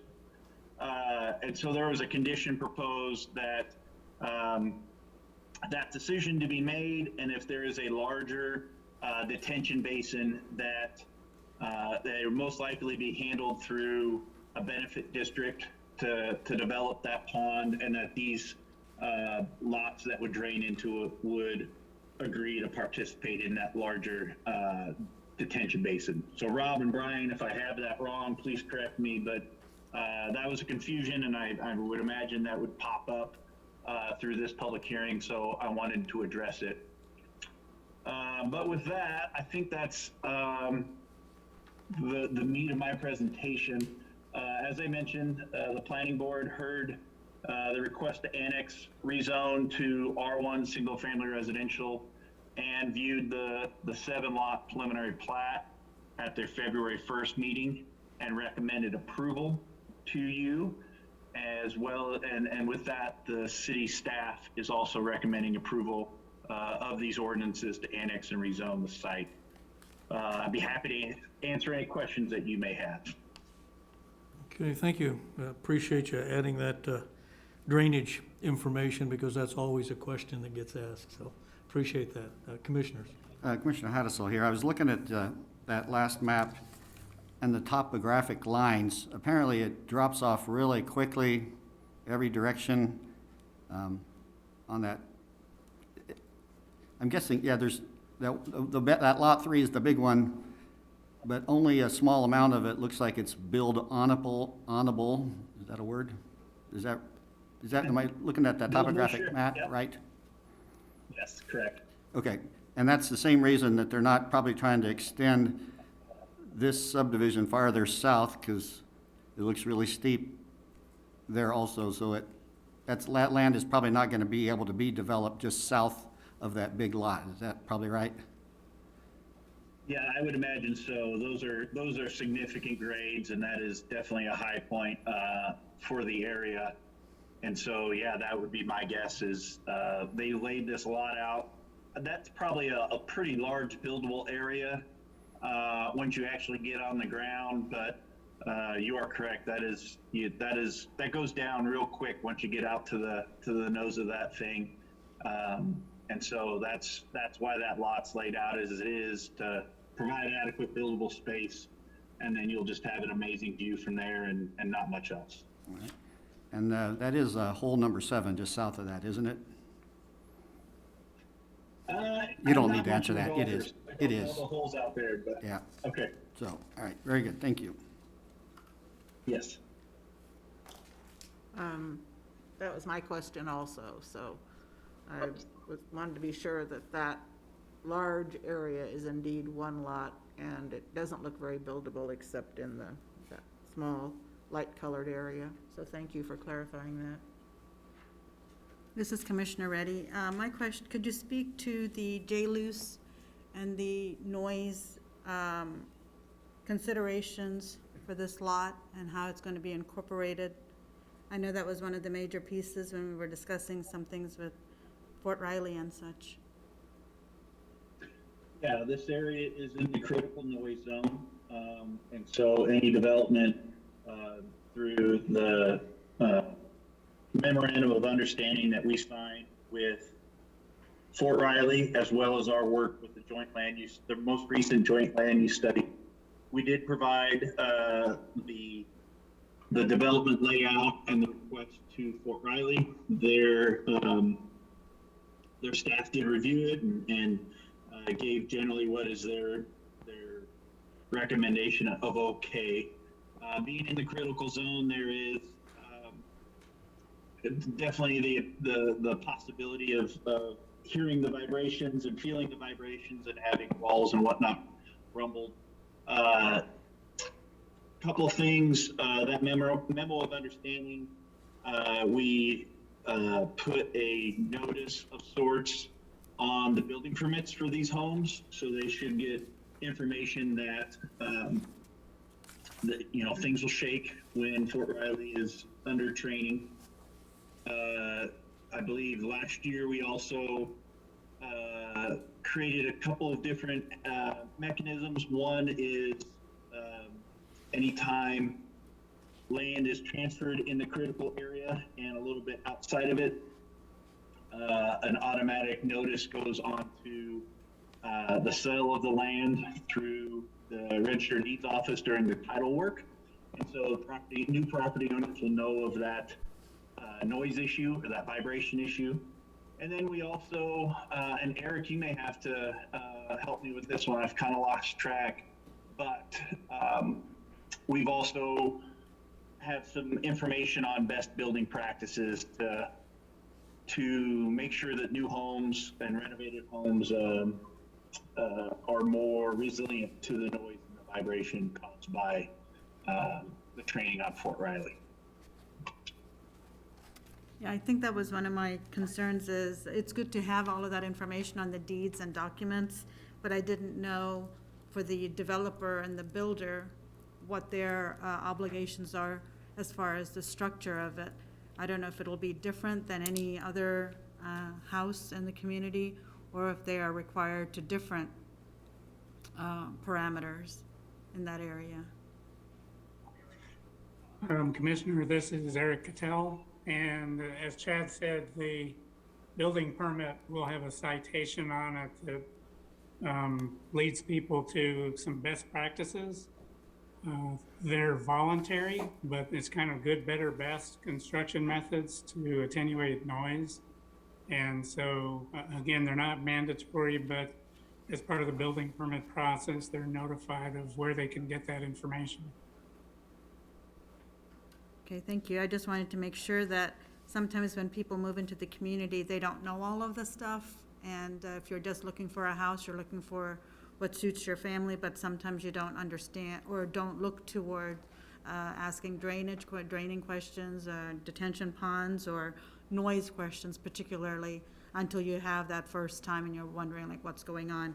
So, and that's why we put in some of those requirements on the deeds and with the J-Luce plan that's been there for quite some time.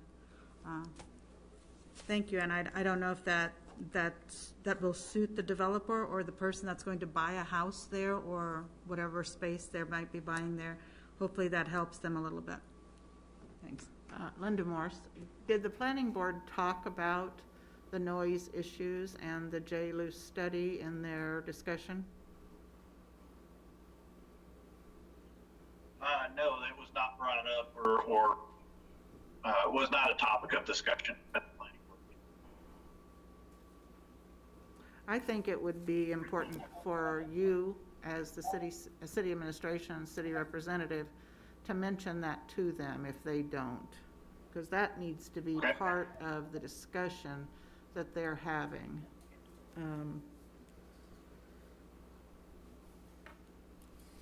Because the city commission pretty much relies on the planning board for their recommendations.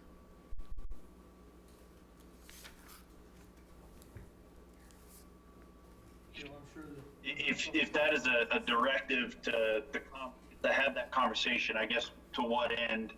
Are you just wanting us to make sure that we let the planning board know that we had Fort Riley review it, or what? Do we have no regulatory authority that says I know you don't have based on Fort Riley's impact? So what would you like us to provide information to the planning board?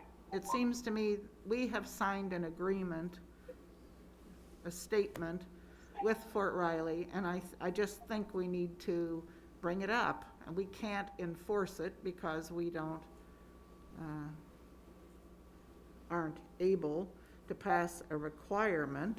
So we are limited to best practices and good intentions and that kind of thing. So I just think it needs to be, I just think it's part of the story and it needs to be raised. Thank you. Well, I trust they'll probably cover that when they get into actual construction, because this is just an annexing and a rezoning, and so they probably didn't go that far into it. We're probably ahead of the curve on that one. The public was able to submit public comments related to this item through the city's website or by emailing or calling the city commissioners directly until 4 p.m. today. We did not receive any public comments through the online submissions. Is there anyone in person that would like to speak on this topic tonight? Yeah, please come forward and state your name, and have 5 minutes. Thank you.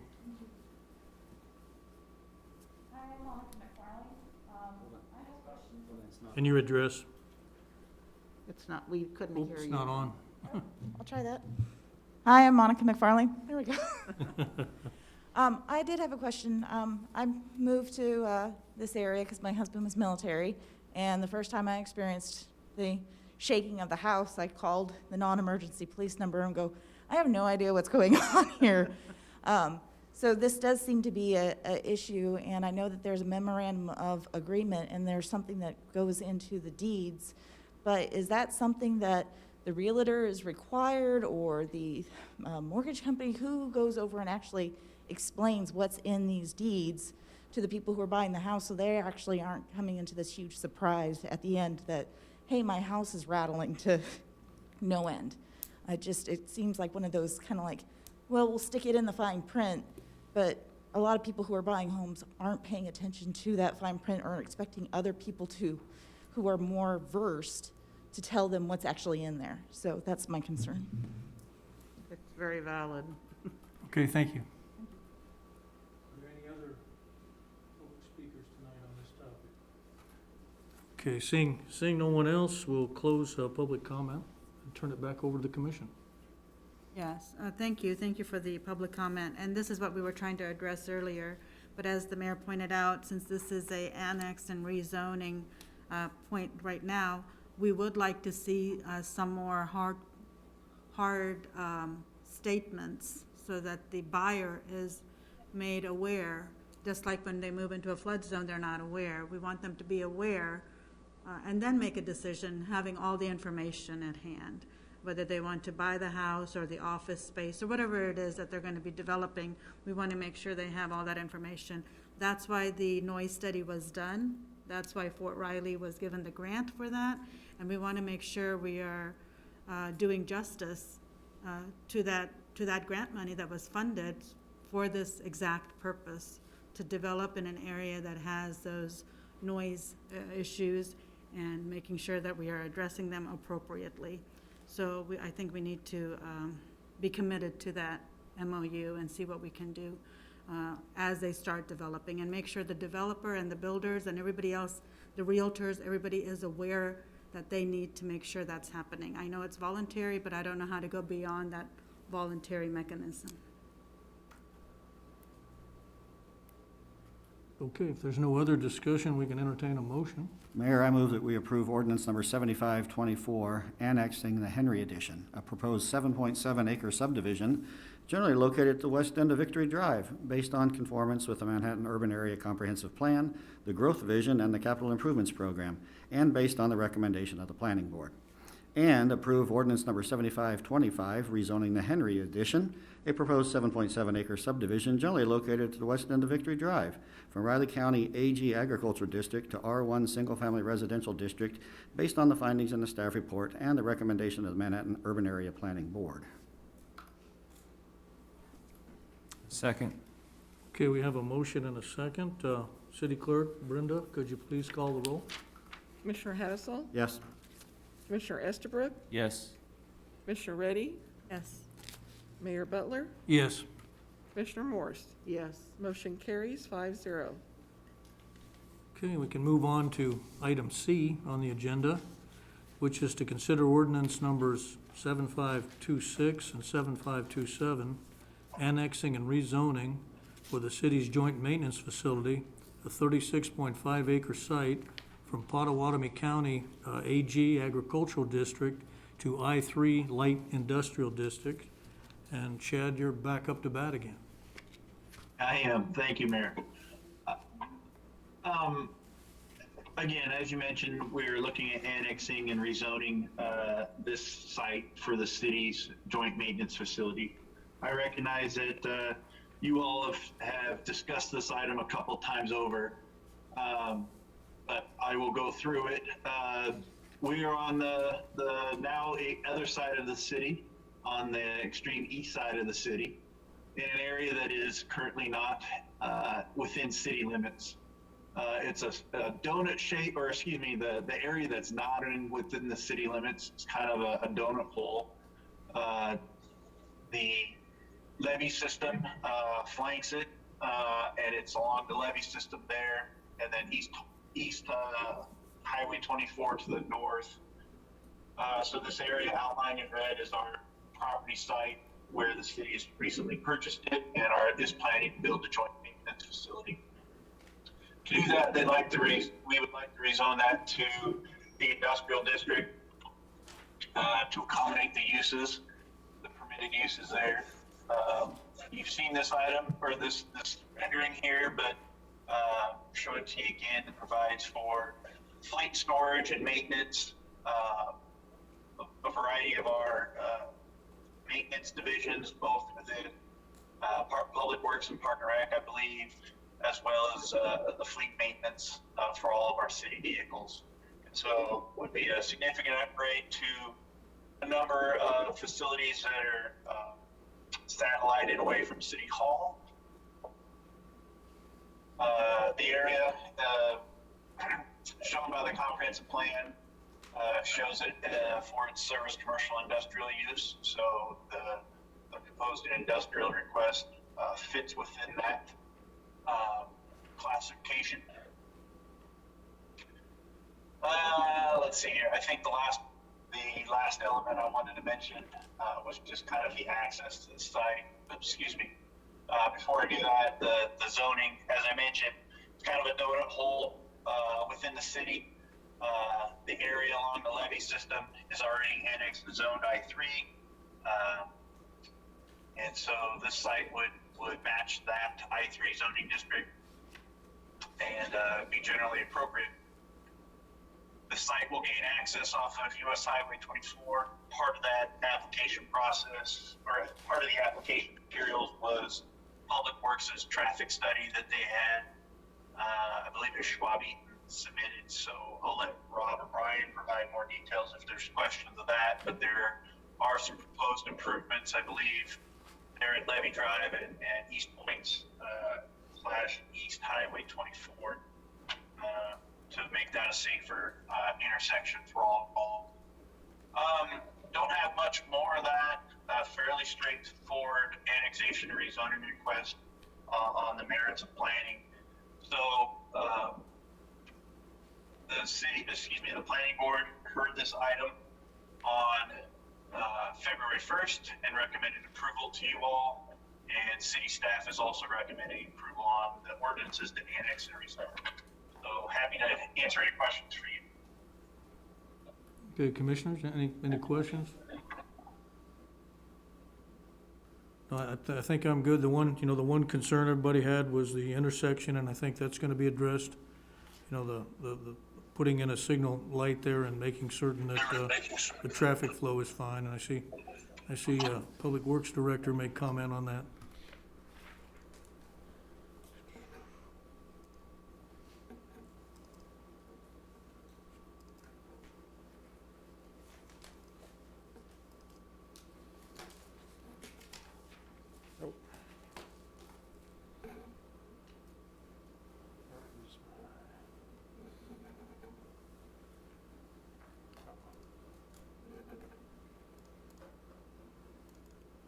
Just a second, Mayor, I apologize. Rob Ott, Director of Public Works. What I wanted to pull up was US 20, oh, there she is. Okay. So,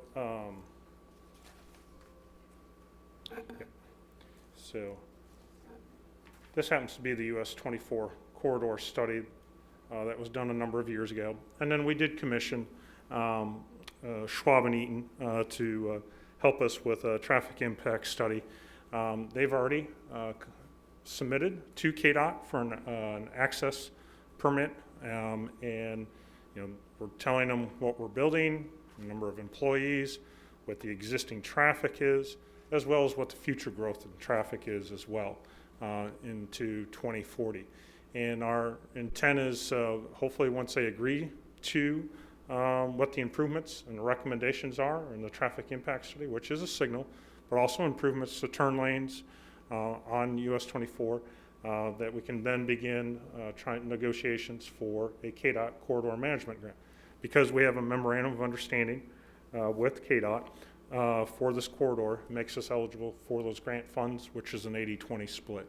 So we'll probably have next legislative commission an action item with Schwab and Eaton to get going on the design, because we certainly want to make sure that we have these improvements, we have the design approved, and that we time it all with the opening of the facility. So, Mayor, I don't know if you have anything more, but. Okay, no, I think that's excellent. Yes, Commissioner House. Art? Yeah, Commissioner House here. So let's talk about the train tracks for just a sec here. Oh, sure. What do we figure? Are there 2, 3, 10 trains a day there? Is their timing predictable? 10, you say? There's approximately 10 a day. I don't have the schedule. They certainly come, throughout the 24-hour period. I can try and get it from UP, but I wasn't sure if it's one of those things where we can count on them every at the top of the hour, and it's going to take 10 minutes for them to go by. If that's something that people could plan, it's like, oh crap, it's 10 till 10. I got to get out of here so I can get across before the train comes, kind of a thing. And I don't know if we pay attention to is 10 minutes a reasonable time, or is it going to take 15 minutes for the train to cross? I'm sure they're different lengths and travel slightly different speeds at time. But I expect if we're worried about traffic backing up, if there's a train there and people are trying to get off of 24 and go into work there, it looks like there's a stacking lane of about 3 cars. Yep. And so everybody else has to go get some coffee or something and wait for their train to go by. But it's 10, so that's a few more than I was hoping for. Yeah. But I suppose if some of them come in after 5 o'clock, it's not going to, or 5:30, and it's not going to be much of a problem for the people that work out there. But yeah, just next time you're on the phone with the railroad people, see if they have any kind of a set, fairly consistent schedule, so that you guys can just start thinking with that and seeing if it's something that be a little bit less irritating that you're getting stuck if you'd known, it's like, I need to get out of here, or so just curious. No, I know it's about 10, and again, duration, I suppose, I could have my street folks, because they go by them, and I've been down in their office before. We could certainly do some quick, on our own analysis of just timing, how long does it take. I don't think it's 10 minutes, but we can certainly time a handful and get some data. So I will tell you that there are some safety features that we've talked with our consultant about. There is arms and gates at this crossing here. Another great partnership with Kdot and our friends from Topeka. This realignment was a project that we did a number of years ago. Kdot helped participate in that realignment and help pay for that improvement there. There will be coordination between these two so that as a train, whether it's coming from the east or the west, that's what we call a preemption, that this signal here will turn green such to clear this leg of the intersection, so that when the train does arrive, that there's no one, over the tracks or anything of that nature. So there are some safety components that we're already considering and we're proposing to Kdot in that proposal. Any other questions, commissioners? Okay. Mayor, thank you for your time. Okay, thank you, Rob. Appreciate that. And any other commissioner comments? Okay, then on that note, I guess we can take public comment. The public was allowed to submit public comments related to this item through the city's website up till 4 o'clock today. We did not receive any. Is there anyone here wishing to publicly speak on this topic tonight? Okay, seeing no one, we'll close the public comment section and we can entertain a motion then. Yeah, this is Commissioner Haddis, I'll make it since I talk fast. Mayor, I move that we approve ordinance number 7526, annexing the city's proposed joint maintenance facility site, a 36.5 acre site, generally located on the south side of East Points Avenue, US 24 Highway, and west of Levy Drive, based on conformance with the Manhattan Urban Area Comprehensive Plan, the Growth Vision, and the Capital Improvements Program, and based on the recommendation of the Planning Board. And approve ordinance number 7527, rezoning the city's proposed joint maintenance facility site, a 36.5 acre site, generally located on the south side of East Points Avenue and west of Levy Drive, from Pot County AG Agricultural District to I-3 Light Industrial District, based on the findings of the staff report and the recommendations of the Manhattan Urban Area Planning Board. Second. Okay, we have a motion and a second. So City Clerk, could you please call the roll? Commissioner Estabrook, Yes. Commissioner Reddy, Yes. Mayor Butler, Yes. Commissioner Morse, Yes. Commissioner Haddisall. Yes. Motion carries 5-0. Okay, we can move on to our final item, item D, which is to consider ordinance number 7528, amending ordinances number 6049, 6464, and 6528, and the final development plan of Meadowlark Hills Retirement Community Residential PUD for the development of a clinic, an independent living apartment, and a wellness center. And Chad Bunger is at bat for the fourth time.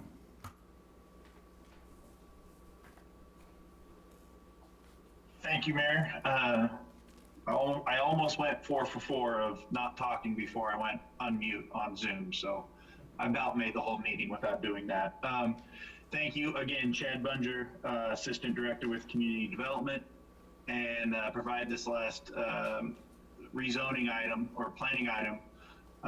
Meadowlark Hills is wanting to do a few new projects on their site off of Kimball as we know it and Toto Creek Boulevard. There are 3 separate projects that, to my understanding, will be done in different phases. The clinic will be done first. It will be a general practice clinic that will serve the residents of Meadowlark, but also be open to the public. So as you can see here on the site plan, it will gain its primary access off an existing driveway or access point off of Tunnel Creek Boulevard, and primarily it will be on an island of sorts for the whole development. There was originally some internal roadway connections, but I do not believe that will occur, as it will be a separate setup. Is how I understand it. Chad, this is Linda Morse. Could you repeat that? Your voice kind of comes and goes, and I missed that last part about the clinic. Okay. I apologize. I'll try to speak up louder, and if that doesn't work, please let me know. No, that's Give you better already. Very good. Give you a closer view. So my point was, as you can see with these dashed lines, there was going to be some a road network that would extend up into the main campus, as well as some duplexes like you see in other parts of the campus. That will not be the case. As you can see by the site layout, it'll only be, this area will be kind of excluded from the rest of the campus, although the proposed clinic will serve those residents. And then they also have a future building addition for office space or clinic expansion. So this is phase 1 for that clinic. The second project is a proposed independent living apartment building, as shown here in the middle.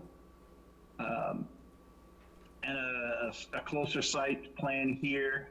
It would take the place of a couple of existing buildings and be an apartment building generally in character to the other towers that are on site for 24 independent living apartments within that building. And then the last structure proposed is a new wellness center to serve the residents. and this would be an addition to to the Bramlage House, where they would have wellness center type things. I believe fitness, aquatics, therapy type activities would occur in this building. So those are the three elements proposed. There wasn't a whole lot more detail that I needed to go into. I didn't feel with creating this presentation. I believe more architectural designs made it into your packet. I hope. The planning board did review this item at its February 1st meeting and recommended approval for it to amend the PUD, and as well as city staff is recommending approval to amend the PUD for these three projects. I don't have much more to add, so I'd be happy to answer any questions. Okay, go ahead. Chad Lindemorse, I do have a question about the building that's closest to Tuttle Creek Boulevard there by the Dollar General store. Yes. The materials say that this is a clinic that will serve both the Meadowlark tenants or the Meadowlark residents and the public. Is there an interior route to get to this clinic from Meadowlark, or do they have to go out and around in some kind of a bus or transportation? My understanding and looking at this site plan, there would be not an internal route there. There was an original, I believe, proposal to have a traffic way through there or an internal street, but that is no longer the case. I don't know if Mark Basham, who's their consultant, I know is on the Zoom call, so maybe he can clarify my thoughts. Yes, this is Mark Basham. Can you hear me? Yes. Okay. Good evening, Mayor and Commissioners. Yes, this clinic was proposed to be in the wellness building prior to the virus. And it became very visible, very apparent that you can't bring people from the public within Meadowlark during a pandemic. So there's the reason why the clinic was moved essentially off campus with its own entrance. So the Cedar Point will be relocating to this facility. They do have an existing clinic on campus that will remain on campus to actually meet with patients on campus. And there will be another clinic that is part of the wellness building, which will be smaller, that will be able to meet residents. In the interim, residents will be bused down to this facility if there's nobody in the clinic that's on campus. So that was the intent. This whole facility was going to be on campus until the pandemic hit, and then you just can't bring sick people on campus. So this facility needed to be open 5 days a week. So that was the reason why this is being put here. And essentially no connectivity to the main campus.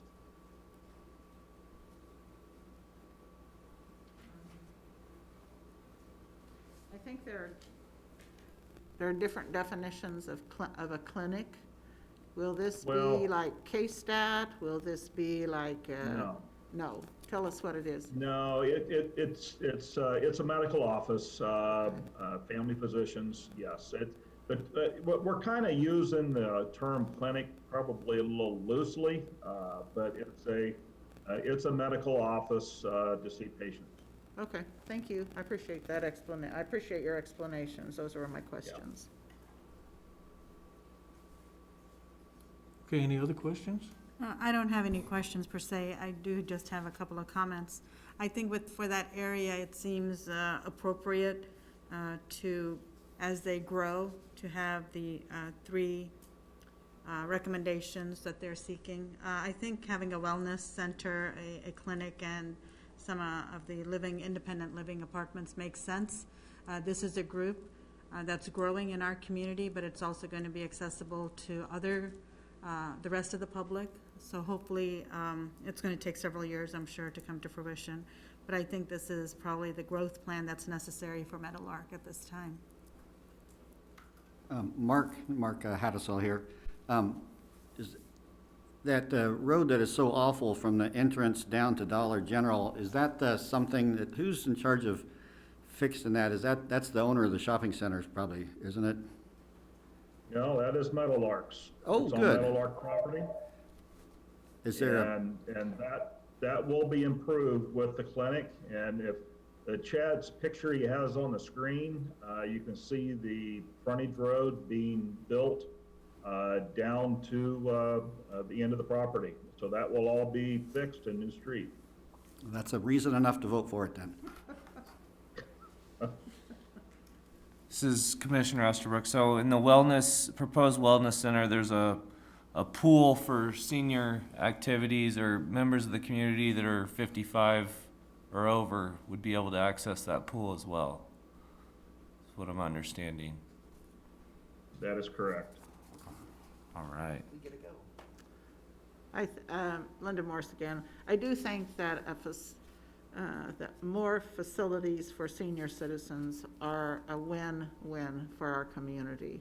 And so this seems a good, these are good additions to the Meadowlark complex, which is kind of the premier senior living community here in our community. So anyway, these seem like good ideas. Okay, the public was allowed to submit public comments related to this item up till 4 o'clock today, and we did not receive any public comments. Is there anyone in the audience that wishes to speak to this item tonight? Okay, seeing no one, we'll close public comments and turn it back over to the commission. I'd like to make a motion to approve ordinance number 7528, amending ordinance numbers 6049, 6464, and 6528 for the Meadowlark Hills Retirement Community Residential PUD for the proposed clinic, independent living apartment building, and wellness center, based on the findings in the staff report and the recommendation of the Manhattan Urban Area Planning Board with 5 conditions of approval. I second. Okay, we have a motion and a second. City Clerk, could you please call the roll? Commissioner Reddy, Yes. Mayor Butler, Yes. Commissioner Morse, Yes. Commissioner Hassel, Yes? Commissioner Estabrook. Yes. Motion carries 5-0. Okay, thank everyone for tuning in to the meeting tonight, and the meeting is adjourned. Thank you.